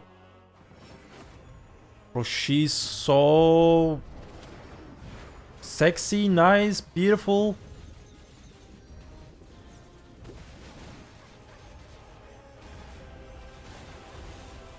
Bro, this is nice.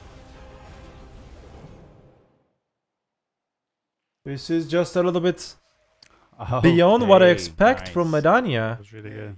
Yeah. I need more DP definitely. There will be a total of 5 bosses in Edania, and you'll be only able to take one boss per week. To make up for this, we made it so that the higher the difficulty, better the loot you'll receive. Since this is weekly content and we don't want to make it overly challenging, and because this is another major boss update following Ataraxion and Black Shrine, we didn't want to overwhelm adventurers.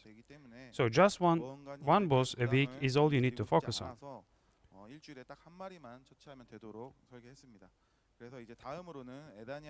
I know like a lot of people are worried about APTP. Now let's We'll move on explain. the loot that you can earn in Adania. First, Okay, new loot artifact and table. lightstone items will be added. We were expecting These that. aren't entirely new items though. With the new loot you get I of told- defeating monsters in Edania, you'll be able to reform your existing artifacts, like Deki artifacts, to craft entirely new ones. You can also create new lightstones by combining existing ones with the new materials. Let me show you an example of a new artifact and lightstone. Let's take a look at the screen. Okay. So, What's this? What we seeing? this Tell us the... is Dekia's visionary artifact. I Compared don't know to the regular Korean. Dekia's artifact, this one gives an additional all AP plus 6. Uh-huh. Here, we have the amplified lightstone of fire, Fallen.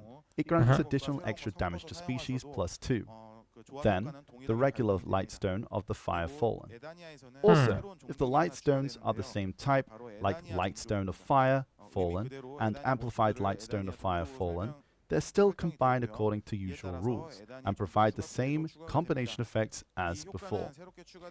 In Adania, we're also introducing a new monster type, Edanian monsters. Edanian As the name monsters, suggests, the new. monsters you'll encounter here will be classified as Edanian monsters, and we're adding new extra damage to Edanian monster stat. New crystals items will also have this new stat. Earlier, we mentioned the extra damage to species will no longer contribute to breaking through the max AP limit. That said, the AP requirements now playing a much bigger role in entering New high crystals. tier monster zones. If this extra damage to Adania monsters will be crucial to stats for adventurers. We're adding new crystal items for Adania. From low tier monster zones, you can obtain the Crystal of Dusky Oblivion, and from high tier monster zones, the Crystal of Dusky Ruin. Both come with extra damage to Adanian monsters, to be sure to make the most of them and take on higher tier monster zones. We're also introducing a new life crystal, the Crystal of Breathing Verdure. Think of this as upgraded versions that combine the effects of both the life skill crystal of vital life crystal and the vital crystal. It provides both life EXP and life skill mastery buffs. So, you no longer have to switch between crystals for different setups. These can be crafted using materials gathered from new LifeSkill resources in Edania. And please note, we're also working on making it possible to upgrade existing Dawn crystals. Now let's talk about alchemy. With the introduction of extra damage to Edania monsters, new elixirs drafts and 2 new perfume recipes will be added. Okay. Okay, I've got it. As you can see on the screen, new elixirs will be available. Also, with PvP-related perfumes like the Perfume of Courage and Perfume of Deep Sea in high demand lately, we're planning to add new, high-quality perfume recipes in Adania as well. The new perfumes can be crafted with materials from Adania, Okay. and you can also use existing perfumes as ingredients. Mhm. For those who've been crafting the existing perfumes, you've probably continued making them in older regions even after new areas were added. Now, existing perfumes can be used as ingredients for the new ones, and the new perfumes can also be crafted in Adania. Hopefully, this gives you more flexibility and crafting options. There are also 2 more things we'd like to introduce: Primordial Fragment and Gem of the Primordial. These are essential materials for crafting the Sovereign sub-weapon. As we mentioned earlier, you'll be able to use existing items to craft the Sovereign sub-weapon in a variety of ways. Adventurers aiming for the fast advancements towards high-tier zones in Adania can utilize pre-existing materials, while adventurers who want a steady progress from the start of Adania can use these materials and aim for Sovereign sub-weapons. Please do note that crafting the sub-weapon with the Gem of Primordial will take longer than other routes mentioned. 1,000 Primordial fragments are required to craft the Gem of Primordial, which will be used to craft the Sovereign sub-weapon. Fragments will be obtainable through multiple sources, including weekly bosses, monster zones, main quests, and weekly quests. For instance, when you finish the main quest line, you are guaranteed to obtain 100 Primordial fragments per family. Okay. So we will grind If you for guys this think one to anything is confusing, we'll complete have the the link up on the sub-weapon. Yeah, website yeah. and AORUS NS as well. Please Absolutely. make sure to Next, check it out. we have a video. Oh, next coming up, yeah, we have the main spoils from Adania, but first, a video.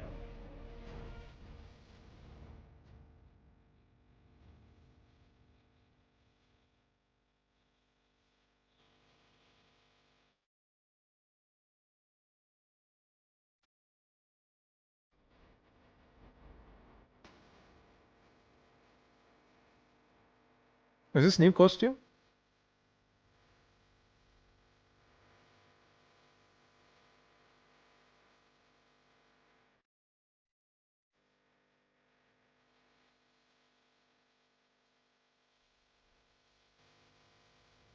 Adania exclusive costume, maybe. What you just saw. New Wait, armor. There's clappies first. The clappies, Wait. I need to pause, That pause, deserved that pause. tone. What you just saw is the new Primordial Grade Defense Gear, Idana's Defense Gear. New armor set. As the next tier after Slumbering Origin Defense Gear, the new Idana's Defense Gear, especially the gloves and shoes, features a unique design that combines both damage reduction and evasion, much like how the Sovereign sub-weapon was designed as a blend of It wasn't different costume two-tech. chat. Right now, Slumbering Origin Defense Gears faces challenges. Similar to what the new Deborahker accessories, enhancing Tet to Pen was set to be extremely difficult, and with no alternate methods, pushing your DP higher was a major struggle. With Adana's Defense Gear, we want to take a similar approach to last year's Sovereign Weapons and Charizard accessories, but since we also revealed the Sovereign sub-weapon today, releasing all 4 Defense Gear pieces at once might be overwhelming. So, for Adana's Defense Gear, we've simplified the crafting process, but limited how often you can obtain the required enhancement materials. This helps prevent players from skipping multiple enhancement levels simply by having enough resources. If that sounds familiar, it's because I've said something similar when we first introduced Sovereign Weapons. This time, I'm not going to repeat the same mistake. To craft Idana's Defense Gear, you combine your existing Tet Slumbering Origin Defense Gear with 1 fragment of Adana. You can get a fragment of Adana immediately after defeating a boss in Adania. So, if you already have TET Slumbering Origin defense gear, you can start crafting it immediately. However, enhancing to Adana's defense gear requires a special material called Adana's Black Stone, which is crafted using fragment of Adana. Since you can only defeat one boss and earn one fragment of Adana per week, enhancing your gear to Adana's defense gear will take a very long time. Okay. If you already have TET Slumbering Origin defense gear, you can craft and enhance each piece gradually. If I you're have still pen. working towards it, you can What gather pens? fragments of Adana. Pen by armors, what they defeating gonna do? Adana's bosses ahead of time and plan Oh. accordingly. Wait. Currently, a few players managed to overcome the challenge of obtained pen Slumbering Origin defense gear. As of June 23rd, across all regions, 77 adventurers own at least one pen Slumbering Origin defense gear, with a total of 99 pieces. Since these players have conquered such a difficult feat, they'll be recognized accordingly. Okay. Anyone who already owns pen Slumbering Origin defense gear can immediately convert it Directly oaked. Adana's Oh defense my. gear. As I mentioned earlier, because upgrading Adana's defense gear all the way to Oct will take a significant amount of time, you'll be ahead of other adventurers in the world for that time. Big. As for the enhancement difficulty, the success rate from TET to PEN is 14.87% with 240 stacks, and from SEPT to Oct, it's 4.99% with 310 stacks. The ancient anvil system will also be applied, which we set to 30 AORUS essence for Oct. Please keep in mind, we've set a lower difficulty and the ancient anvil attempts compared to sovereign weapons in consideration of limitations in material acquisition. There's something else to share about the design of Adana's defense gear. As the best defense gear that will exist in the game, it features an unparalleled design worthy of its name. Since the equipment is based on the world of Edania, it carries a dark and intense aura. With a design that radiates primordial power, we've also prepared exclusive visual effects that will be unlocked at PEN and Oct. Black weapon. We plan to continue this approach in future designs, enhancing adventurers' immersion for the unique gears obtained in-game. On the other hand, we plan to keep designing outfits with a variety of concepts. Not that we're going to only focus on modern outfits, we simply will continue trying out designs even if it strays a bit from Black Desert's lore, as long as you enjoy them. So please, continue to support us. So And there are some of you Is this been costume? eager to get some cool gears in-game, right? So if you collect all 4 of Adana's defense gear, we'll give you an outfit set identical to the gear. You can use it on your main or give it to an alt.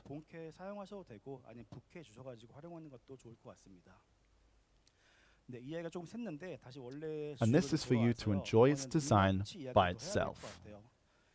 That's pretty awesome. I got a little sidetracked, but let's get back to the main topic.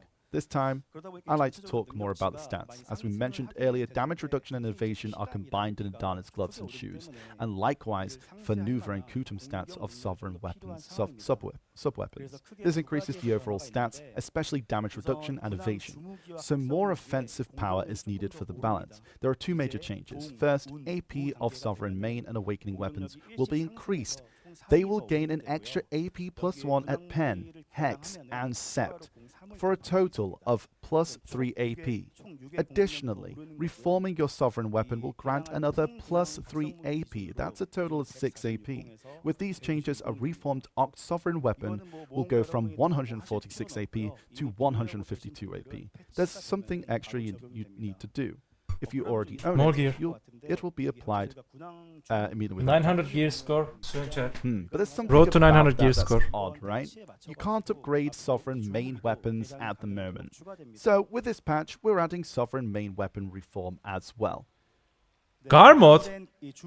Reformed Sovereign Main Weapon will receive the AP plus 3 bonus. And to help balance the increased evasion, they'll gain an additional plus 50 accuracy. Plus 50 Oh, accuracy? What's and going please note on? that the main weapon upgrade for Sovereign Weapon only. But for the upgrade, you need a Garmod's Heart, which isn't easy to get. Yes, please. So, with this patch, on July 9th, we'll give every adventurer one Garmouth's Heart, more precisely an inverted Heart of Garmouth that cannot be Let's traded, go. as I mentioned earlier. Free Garmod Heart to everyone. As I mentioned earlier, the original plan was to introduce the AP increase per enhancement level for Sovereign Weapon, and the main weapon upgrade alongside Edania, but we will be giving it out early with the update of July 9th. So, you can enjoy the boosted AP right after the ball. That said, the plus 50 accuracy might feel a bit too significant at the moment, so we hope for your understanding and patience on that part. If you already have 2 Garmoth Hearts, you can use it on your main weapon right away. If you don't have any yet, you can start working towards whichever one you prefer first. That concludes my explanation. The stats for Adana's defense gear have been set with both PvE and PvP in mind, as well as the future direction of the game. We'll stay focused until the end to avoid any major issue and ensure everything is smoothly integrated into the world over time without causing chaos. Okay. See, chat, we're getting our extra stats ready for Adania. Let's go. You were worried, but let's go. Finally, I would like to introduce a new PvP content, the highlight of the Edania update. PvP. Please, open world It PP, was come on. briefly mentioned last year, and it's Adana's Cron. As explained before, each castle in Adania is ruled They again by used its Dracania overlord, here, but who serves as the boss. Adventurer who challenge and conquer the castle first can become the new lord and rule its dominion as an Edana. By becoming an Edana, you will sit on the throne with immense power. Those attending the ball in person probably saw a throne on this very stage under a spotlight before the update reveal began. That is actually one of the Edana's thrones you will see inside Kafros Zephyros castle. Being an Edana means being the absolute ruler. The path to throne isn't easy, and even after becoming an Edana, you must defend your lordship from challengers.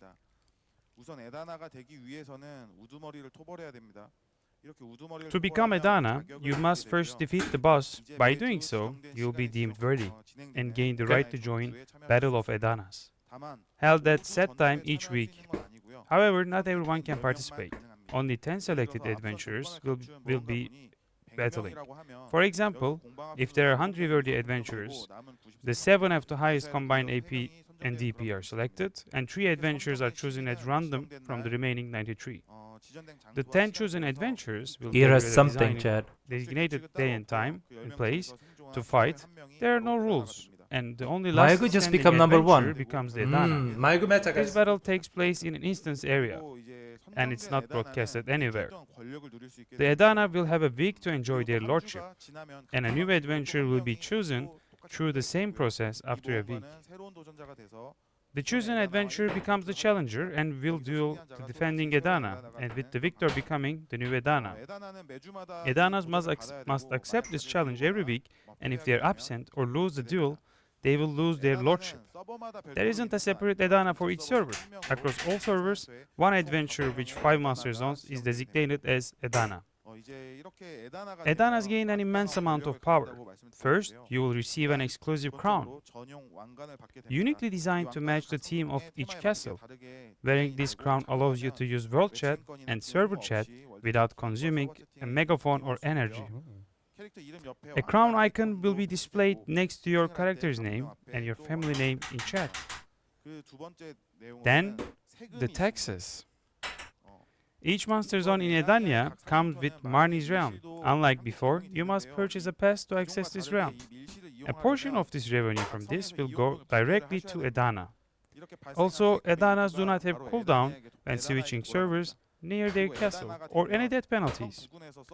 This also applies the same way even if you attack other adventurers first. You will truly be an absolute ruler. Edanas could die, try to kill someone, and get killed instead. Still, nothing is going to happen because of no death penalty benefits. Just keep in mind, this benefit only applies near the castle they rule. Lastly, Adanas can bestow a blessing. When an Adana blesses, all adventurers subjugating near their castle gains the item drop rate plus 100% buff for 2 hours. Okay. The blessings take this buff up to 400% instead of 300, making it very valuable. But it can be used 10 times over the 1 week of your rule. Oh, that's you're actually like The Lord. Lord. You micromanage Lord, the Demon Lord. monster zone. That is it on the powers of Adana. To give an example to you, really feel its strength, as an Adana, you could server hop freely and go around disciplining adventurers who are using Master Zone instead of paying taxes. Or, if a guildmate or friend wants to PvE outside of the money realm, but all spots are taken, you could grant them access by clearing a spot yourself. Oh boy. Asking, please, I can grind here. Bro, like, Please. Every aspect of the Monster Zone is controlled by Adana. Now, I know this might cast Adanas in a bad light, but I also think it's important for them to use this blessing wisely and keep things balanced. Okay. This Adana's Throne is a whole new kind of PvP content. We are trying, unlike previous content that focused around guilds, this system is built around individuals, becoming the sole ruler of a region. Naturally, only a limited number of people will be able to enjoy it right away. But since that one person's influence spans across all servers, we hope this content becomes more than just a competition. We want it to feel like a true RPG experience, where adventurers interact and influence each other. We'll do our best to make sure everything is thoroughly prepared and polished. That concludes our introduction to Adania. What do you think about it, chat? What do we think? Since the first new region in a while based on Black Desert's lore after Land of the Morning Light, I hope many of you are excited for what's to come. so this system will allow people to bully What you're most curious in about. open world PvP again, but Edania someone who will be actually updated on earned August the 6th right to bully for people, all regions except for and it will be console and one channel guy server. in 1 week. Throughout July, we'll roll out major patches, including balance adjustments and a full rework of monster zones. Once those are completed, we'll make sure everything continues smoothly in Adania update in August. We're putting it our utmost effort.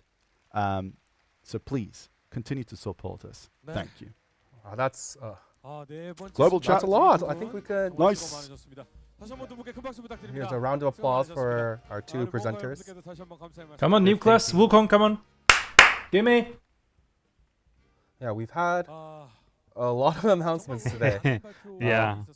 From That new open world part, PvP thing will definitely just, you know, like, put some spice for the end game, and also it will just push people to just become. used to Imagine you just become a Adana. bad Like guy. there are lots of opportunities for to become It's Adana. like a demon castle. As a kid, being a hero, and for him, those kind of nostalgic memories made this Adania update all the more exciting for him. And If this guy just take the microphone, if this guy take the lead, probably we will talk about the new rewards. not just this year, but every year, as he really enjoys seeing our adventurers' excited faces. But this isn't the end. There's still Yeah. something we mentioned Yeah. at the start. Oh, that we'll Wukong. come back to. I think it's finally time for the new class. Everyone, everyone, meet the 30th class of Black Desert, Wukong. Wukong, Let's go. welcome. I think a lot of people kind of know already, but it is Wukong, the male class. Yeah, I think people guessed. So a lot of, I think our host has mentioned how he's always loved Journey to the West and Dragon Ball, and Wukong-related contents have been really popular lately. But still, he thinks many were surprised to hear that the Monkey King is coming to Black Desert. So how did Wukong end up in the world of Black Desert? That's the question. The new class, Wukong, began development in August 2020 under the concept of Asura, inspired by Ashura and Rakshasa.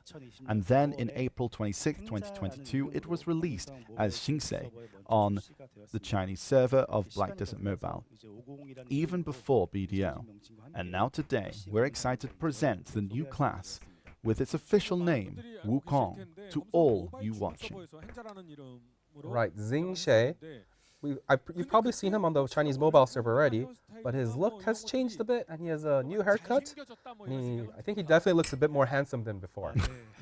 K-pop Since Monkey the class King. was revealed earlier, some of you might not find it as fresh as expected.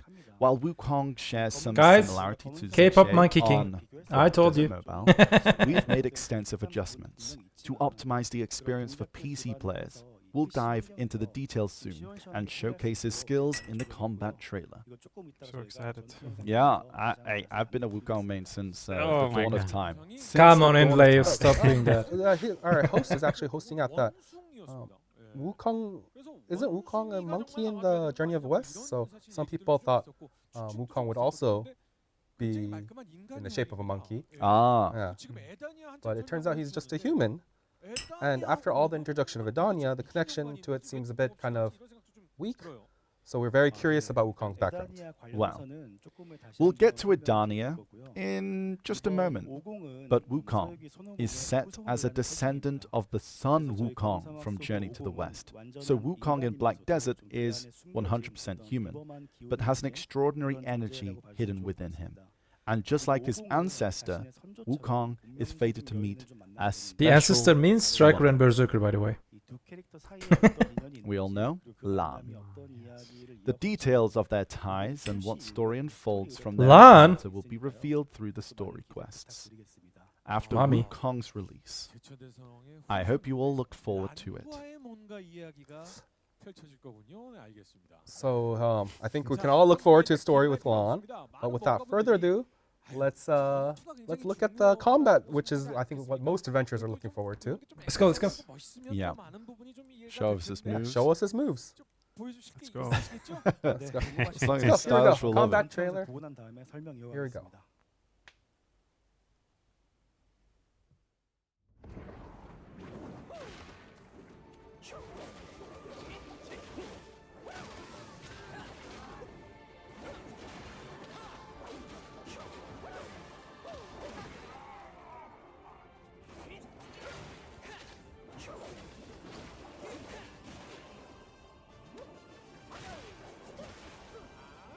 What the fuck is that?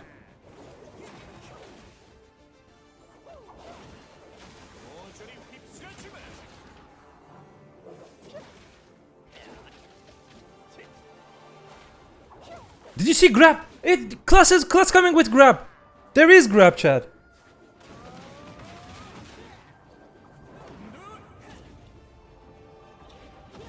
No fucking way. What is that distance?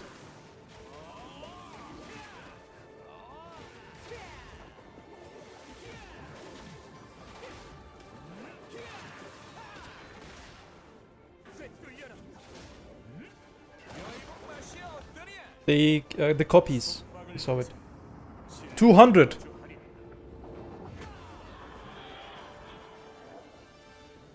Okay.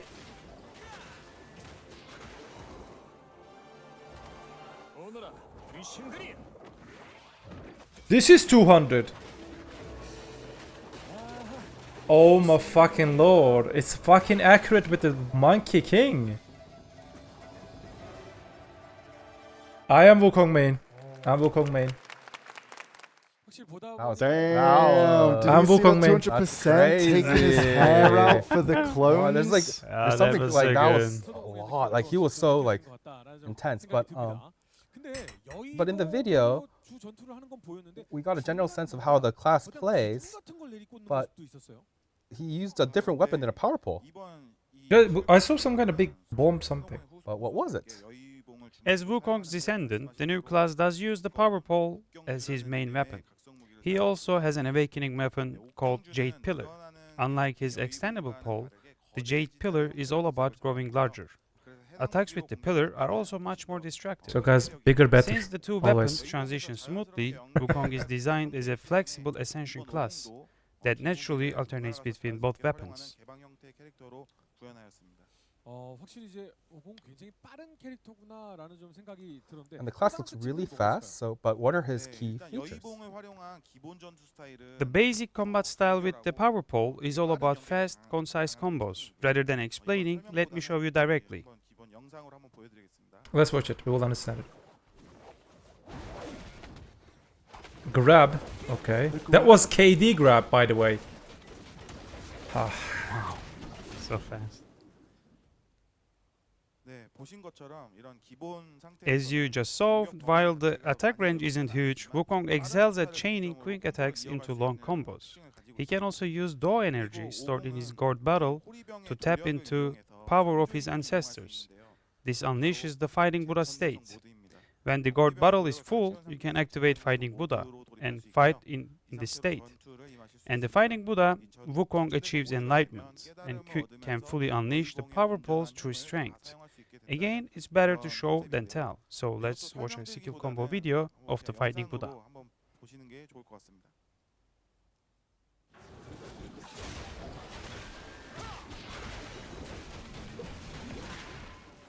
Oh, it's extending the pole.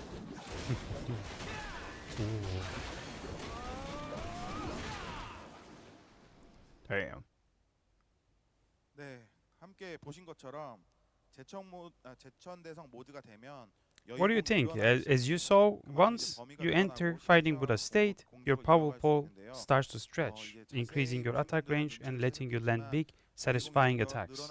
And if you paid close attention, when you land hits with your extended power pole, your next skill will instantly close the distance to the target.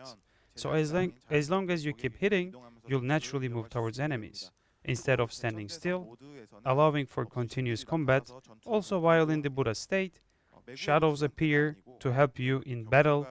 They are not quite like Maegu's illusory doubles, but more like Striker's Echo Spirit in nature, as they assist you in combat. The Fighting Buddha state isn't one of ultimate. You can maintain it as long as you like.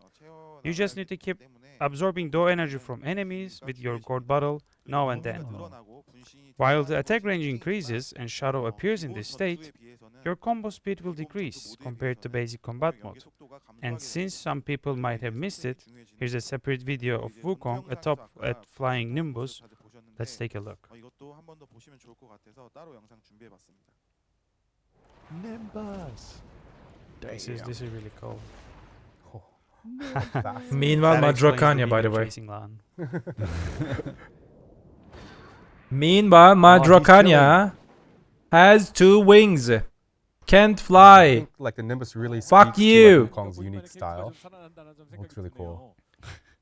Yeah, to sum things up, as you've seen, the new Wukong class features a fast-paced, combo-heavy combat style. The signature Fighting Buddha state lets you pull off some exhilarating moves. And with the Flying Nimbus, you'll have the mobility you need when you need it.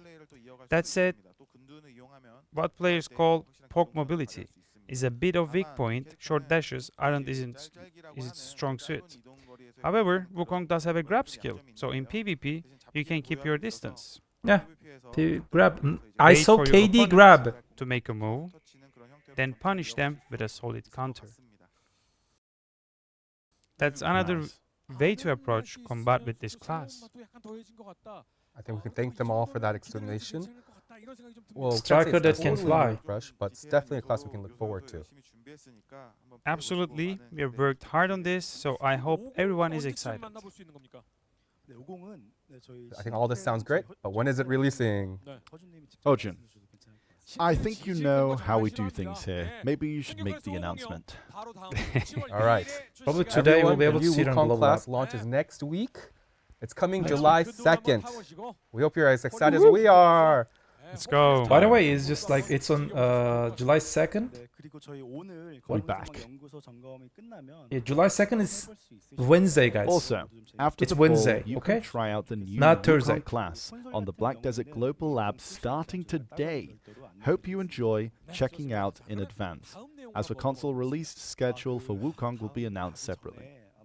Console Before, release. before we move on to the next topic. Sorry, console Ah, players. Jessica I'm, has I'm something to Before deeply that, just a sorry. moment. We've mentioned Adania moments ago, right? And so, well, What could it be? we'd like to share. What could it be? We'd like to share something, Something. maybe, It's coming. possibly, who knows? One of our upcoming concepts with you today. Let's show it right now. What could this be? I wonder what that is, chat. What is that? Jack?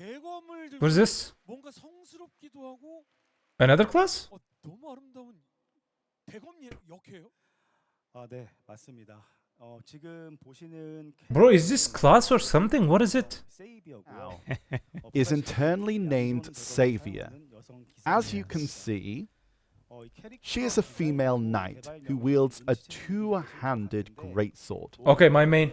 Some of you Warrior with might already boob. have guessed her vibe from her character design and the dev name. We're creating a character for all those adventurers who dream of a female two-handed greatsword class, while Dracania portrays a dragoon wielding a Zweihander. Savior's weapon resembles a claymore, and as you can see from his size, should be closer to a female version of Awakening Warrior. Yes. I've also been maining this class since the dawn It's of a time. great Yeah. sword class, everyone. Yeah. 한번 해보도록 하겠습니다. That's my tag. Tagging and switching Monkey and between. Savior, that's it. Today we focused on introducing the Adania content, but the new class we revealed, Wukong, doesn't really tie in with Adania. We know a lot of adventurers were hoping for a new class that fits with Adania. Savior is the class that fits Adania both narratively and in design. We'll do our best to present the best version of this class. I think now the question is, 이건 언제쯤 나옵니까? So when is she coming out? when is she coming out? Well, Nox, Yeah. we have not yet finalized her release date, but we're planning to sync her release with Adania Part Let's go. 2.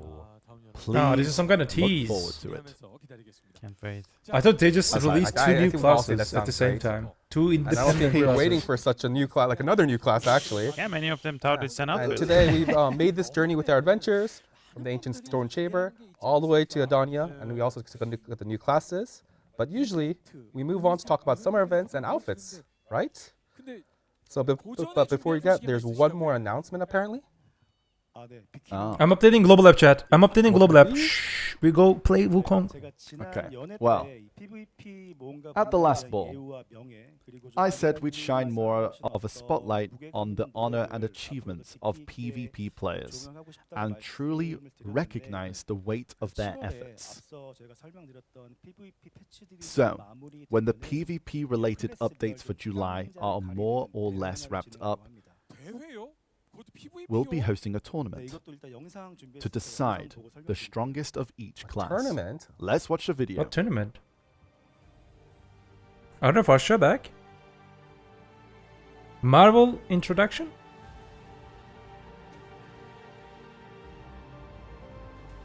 I'm kind of watching a Marvel movie introduction.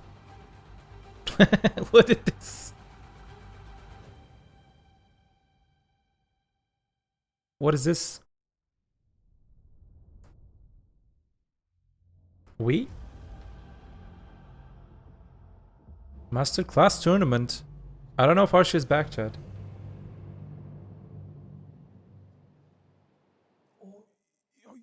Yeah? Yeah. Is it time to cook?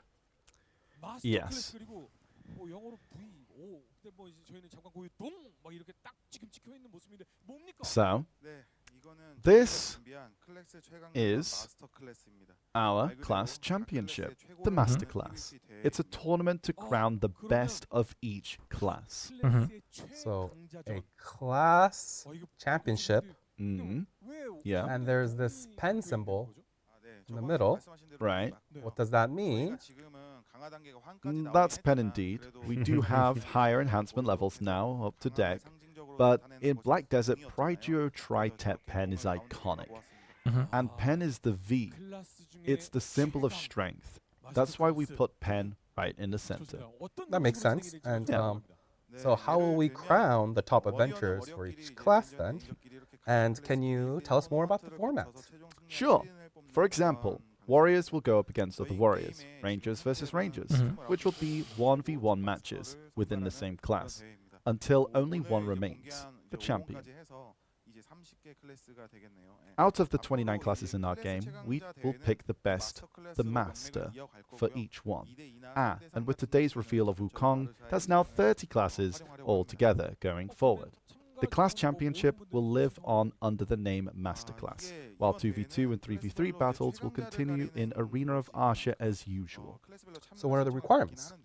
Since this is about finding the strongest of each class, entries will be accepted by class. However, not just anyone can enter. True to its name, only adventurers in the top 5% for gear score is in their class will qualify for Masterclass. And since the actual gear score will vary depending on when the tournament is held, we'll give you specific details as we accept signups. So, sum up eligibility is restricted by gear score, but the tournament will use designated equipment instead of everyone's own gear. Please keep that in mind. So, you need to be top 5% of your gear score in your class to enter, but the actual tournament, everyone uses the same gear, and I think that's pretty reasonable. Yeah. Every time we run an official tournament, this is a real dilemma. Conditions should be fair, but in MMORPG, gear is part of a player's skill, right? We've always wrestled with that, and we've got a lot of feedback on it too. But since the tournament is about deciding the very best of each class, we felt you should show both top skill and top gear. So these are the rules we've settled on.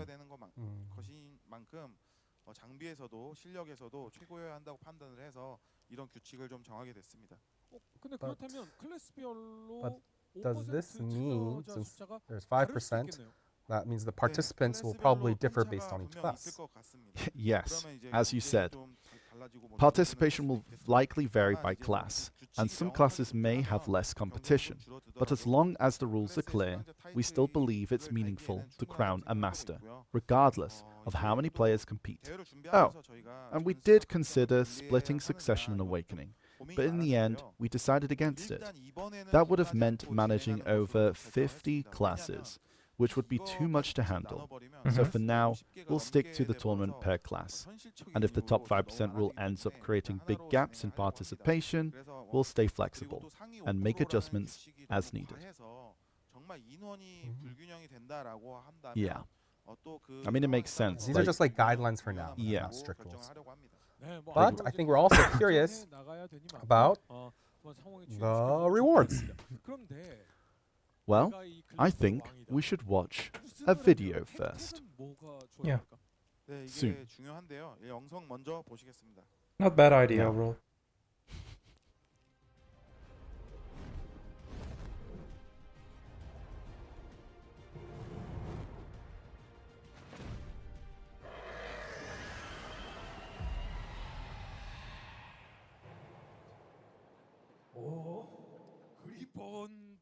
It's a griffin. And they're actually riding on it. Wait, Griffin That's mounts? right. Do the The- winners for the really get winners. to ride it? Yeah, that's right. The winner of each class in the Masterclass tournament will receive an exclusive new mount, the Griffin. Only Masterclass winners can ride it, and they'll get to use it for a full year. Everyone will know you're the best of your class by just seeing it. It's a top-tier mount with standout performance, so please look forward to it. That's a Really good concept. pretty crazy badge of honor, I think. I Like, think so that's as like well. the ultimate flex. It's not, just drop about in linking item. It's about In Adania, parking in a griffin. with a Griffin, just like, oh, bro, it's yours. so I'm special. out. Collecting taxes with your Griffin.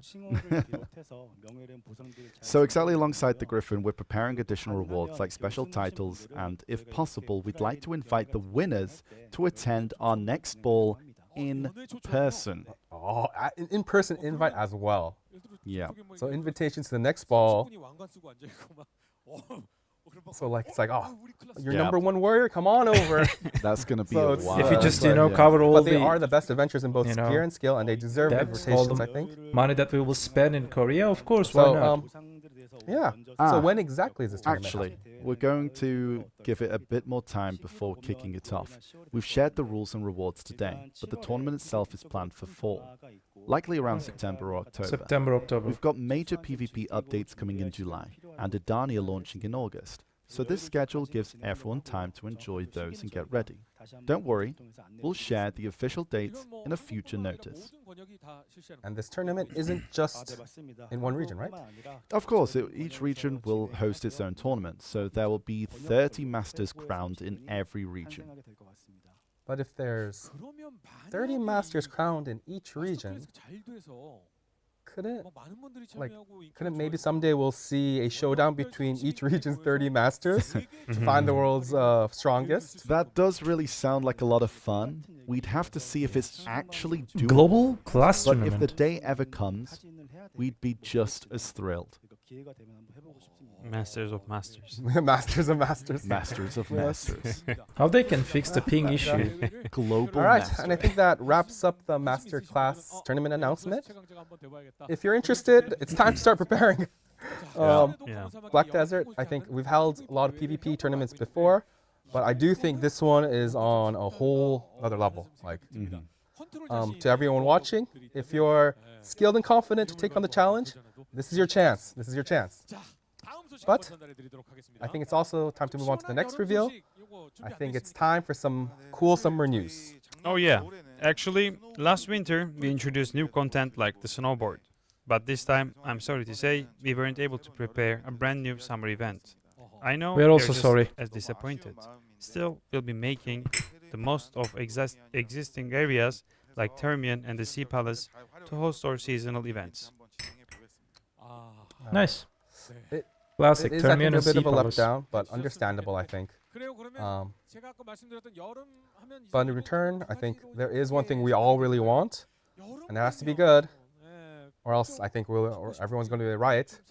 So let's show them. Let's show them what it is. Yes, I know exactly what you mean. Now it's time to reveal what everyone's been waiting for, the new summer outfits. Let's start with Summer the video. outfit, okay.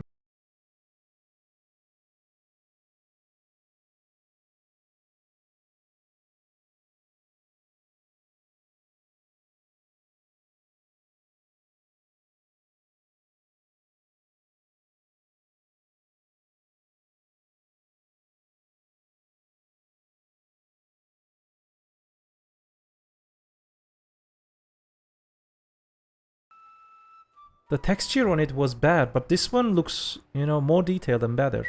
We will see it in-game, of course. But they look really Everyone nice. was this year's summer outfit, Summer Getaway. It features a beach robe, hot pants, and a bikini. Last year's was Badaka, and that one was a big hit. But I think this one also will be just as popular. I liked it. After Badaka It's better than was I- released last you year, know, a lot I of expect. adventurers shared how happy they Booba, were with it. Booty. So our art team really gave it their all What for does this year's chat- design as chat well. say? Last year we had the Papu and Korea-themed sets with lots of customization. This time the bikini is the base, and you can mix and match with other pieces to suit your own style. I think even the hair looks brand new. It's pretty fresh and stylish. And there are multiple Yeah. design options. I mean, I liked it. That's right. It's better than Badaka, guys. Badaka was just Male classes disappointment. can go shirtless for a more laid-back beach look. And for Shy, we've brought out her signature cuteness. All right, everyone, remember, this is a limited time release, only available this summer. Don't miss it. Yeah, nice. Hold on, everyone. There's more. There's more. There's We got more. another summer outfit coming. Another One one. more? Okay. Yes, let's take a look at the video.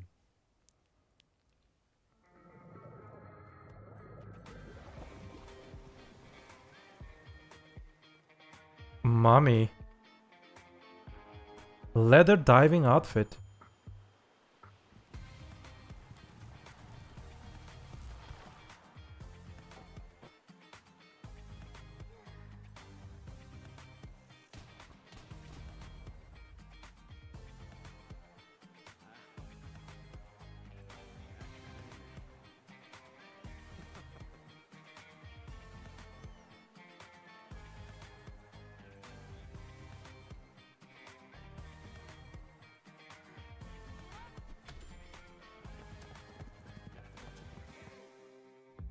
Yeah, it's good. I like it. I mean, 2 outfits. So Both of them good. Definitely good. there are 2 outfits this year, 2 summer outfits. Exactly. The second summer exclusive outfit with a sporty rash guard concept is called Ocean Spray. Snowboard in the Nice. winter, duck fins in the summer. We put a lot of details into props for this outfit. For female classes, you get goggles, ball caps, and also both one-piece and two-piece versions. Shoes include adorable duck fins and sandals, so you can mix Mommy. and match for your perfect summer look. For male classes, you have shorts and long leggings to choose from. As for Shai, she gets a big water gun on her back and Croc-style shoes for that extra dose of cuteness. Yes, this outfit looks great on its own, but what makes it extra special is that it also includes black as its very first ball cap. Personally, I love it so much. I hope you all have fun styling it your own way. 네, 저희가 이번에는 특별히 이제 볼캡도 저희 검은 사막에서 처음 좀 Come on, chat. 때문에 Out of 10. 그런 의상들은 잘 What's your rate for the outfits? 보시면 좋겠습니다. 네, This one and the other one. I Yes, give it's not said. 9 out of 10 to the first I one, think 8 it's out of also a 10 to different this style. one. It's a different vibe. Maybe not. Yeah, It's a yeah. different vibe. There's two different like costumes for the different vibes. So, chat, you've seen both styles. Which do you like better? 1 or 2, chat. 1 being the first one, 2 being the second. I think Which I've one's Although best? there's no big summer event, there's 2 outfits, guys. Yeah. 네, 감사합니다. Seen a lot of 이번 comments after the 바캉스는 videos. 다음 주 7월 2일부터 The summer getaway outfit will be available from July 2nd to August 27th, while the ocean spray will be available from July 30th. And I think that wraps up this year's new summer outfits. And with that, we've reached the end of all the updates we've had for you today. Okay. Rewards. We already got free Let's, garments hard we're and what getting they will close just to the give end, us. chat. Now let's 10k stand up. crons and some other things. Come on. It's that time. It's that it's time part to of end. the It's coming. show, chat. So from the ancient is stone coming. chamber to Adania, there was quite a storm of announcements today. Now let's take a moment to look a summary and have a look through all of them. At the center, there's like the Yeah, here's all like here's a the dates timeline. and So you can stuff see that how we're gonna get. Adania August 6th, July 30, you can see our outfits, Yeah. masterclass tournaments. You can see everything. Dine On du screen. Ardunat. There's Dine Ardunaut, Yeah. August 13th. Oh, that's such a tongue twister. Yeah. And I think, and there's also like the masterclass tournament in September.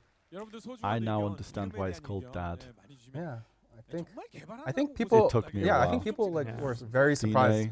Ardnot, Oh, dude. you didn't know? No, I was completely clueless. Oh, the Yeah. first thing I said Completely to Nox clueless. was like, Completely. Honestly, like the Clueless transition is so it's pretty crazy. Like but I think I will say Dine Ardunatu. our MC is now Okay. using that. 3J better than 1J. Confirmed. Agree. 3 fat J better than 1 thin J. So being fatty is the key of being a good chat. To become better, get some weight. Confirmed by Shimeko, the master of sorcerers. It's the time, Gifts. of course. While it might not be as extravagant as last year's 10th anniversary ball, we've prepared a variety of useful items. They shouldn't be too unfamiliar, so I'll reveal them all at once.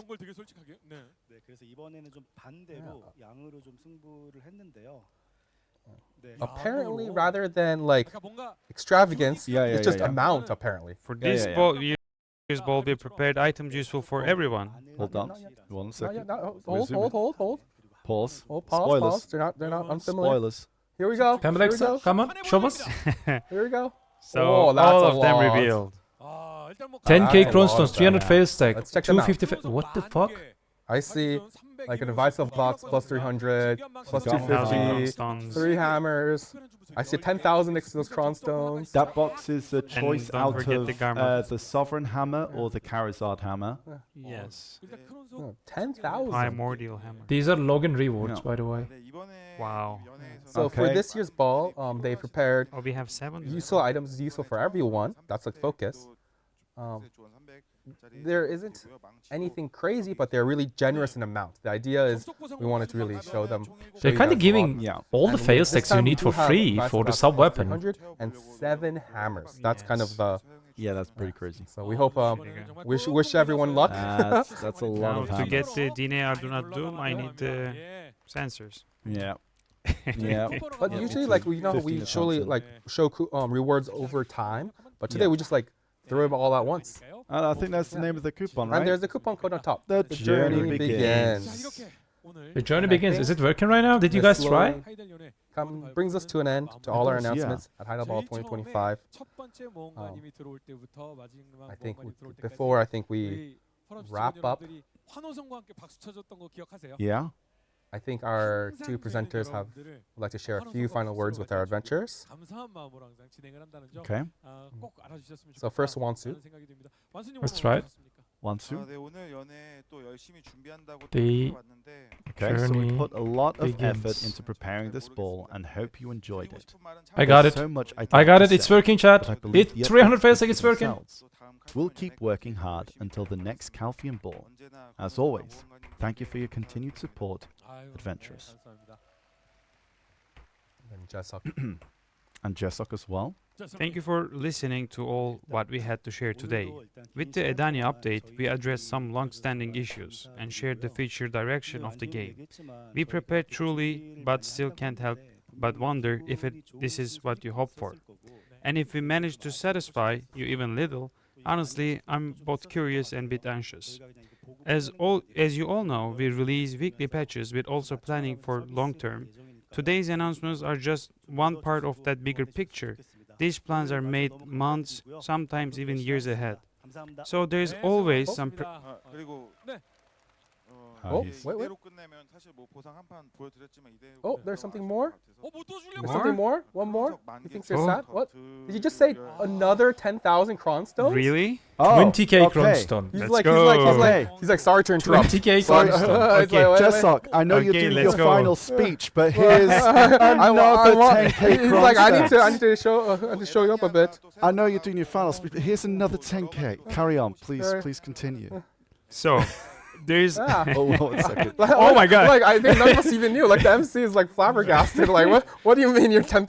Like what are you doing? 10k times 2, 20k. Well, Anshu is chat. just like I need to be the I need to have the final word.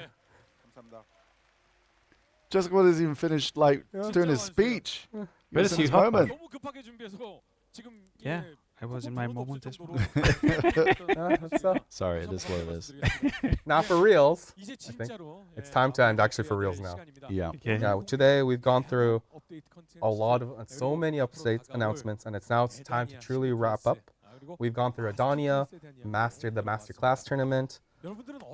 Yeah, chat. Let us know what stood out to you most, Yeah. and we hope you know that at the heart of every journey, you've always been there. Yeah. You're the true hero of Black Desert Adventures, and thank you so much for joining us today. We look forward to seeing you at the next ball. But Yeah. thank you so much. Your support means a lot. And Yeah. Good luck to everyone who is going to enhance today. Yeah, good luck to Good luck. everyone. Chat, I mean, to be fair, yeah, you have 20k Cronstones, but don't forget the hammers. Like, think about how many Cronstones you get for the hammers on whatever you're attempting. That's a lot. That's insane. I only got 4 hammers? What do you, that was more than 4 No, hammers. 7 hammers. Thank Some you. of them, okay, if you're using the coupon, 7, chat, yeah. All right, it's time. I think we're. if you're wrapping- using a coupon, it's so basically there is some stuff that isn't going to be like Yeah, So, this part is probably the ending part for YouTube. I don't know what you think. I have no idea what you think. That was a reaction, live reaction for, this thing. Like, there are lots of things to talk. And especially, I will also maybe just say, let's make this part a little bit the beginning part. We started very fast with a good quality of life updates. We just saw some kind of bad parts, and we saw some kind of, another fast part and the big part. We got 20k Cron stones as a reward, lots of fail stacks, 300, 250, 200, lots of things. You will find the codes in the subpart, but the most important thing, what I can say, there are deeper updates than people can imagine, especially the PvP and PvE related, all the stat changes. You know what we say? Do not forget, BDO is just a game, and I am Wukong main since 2017.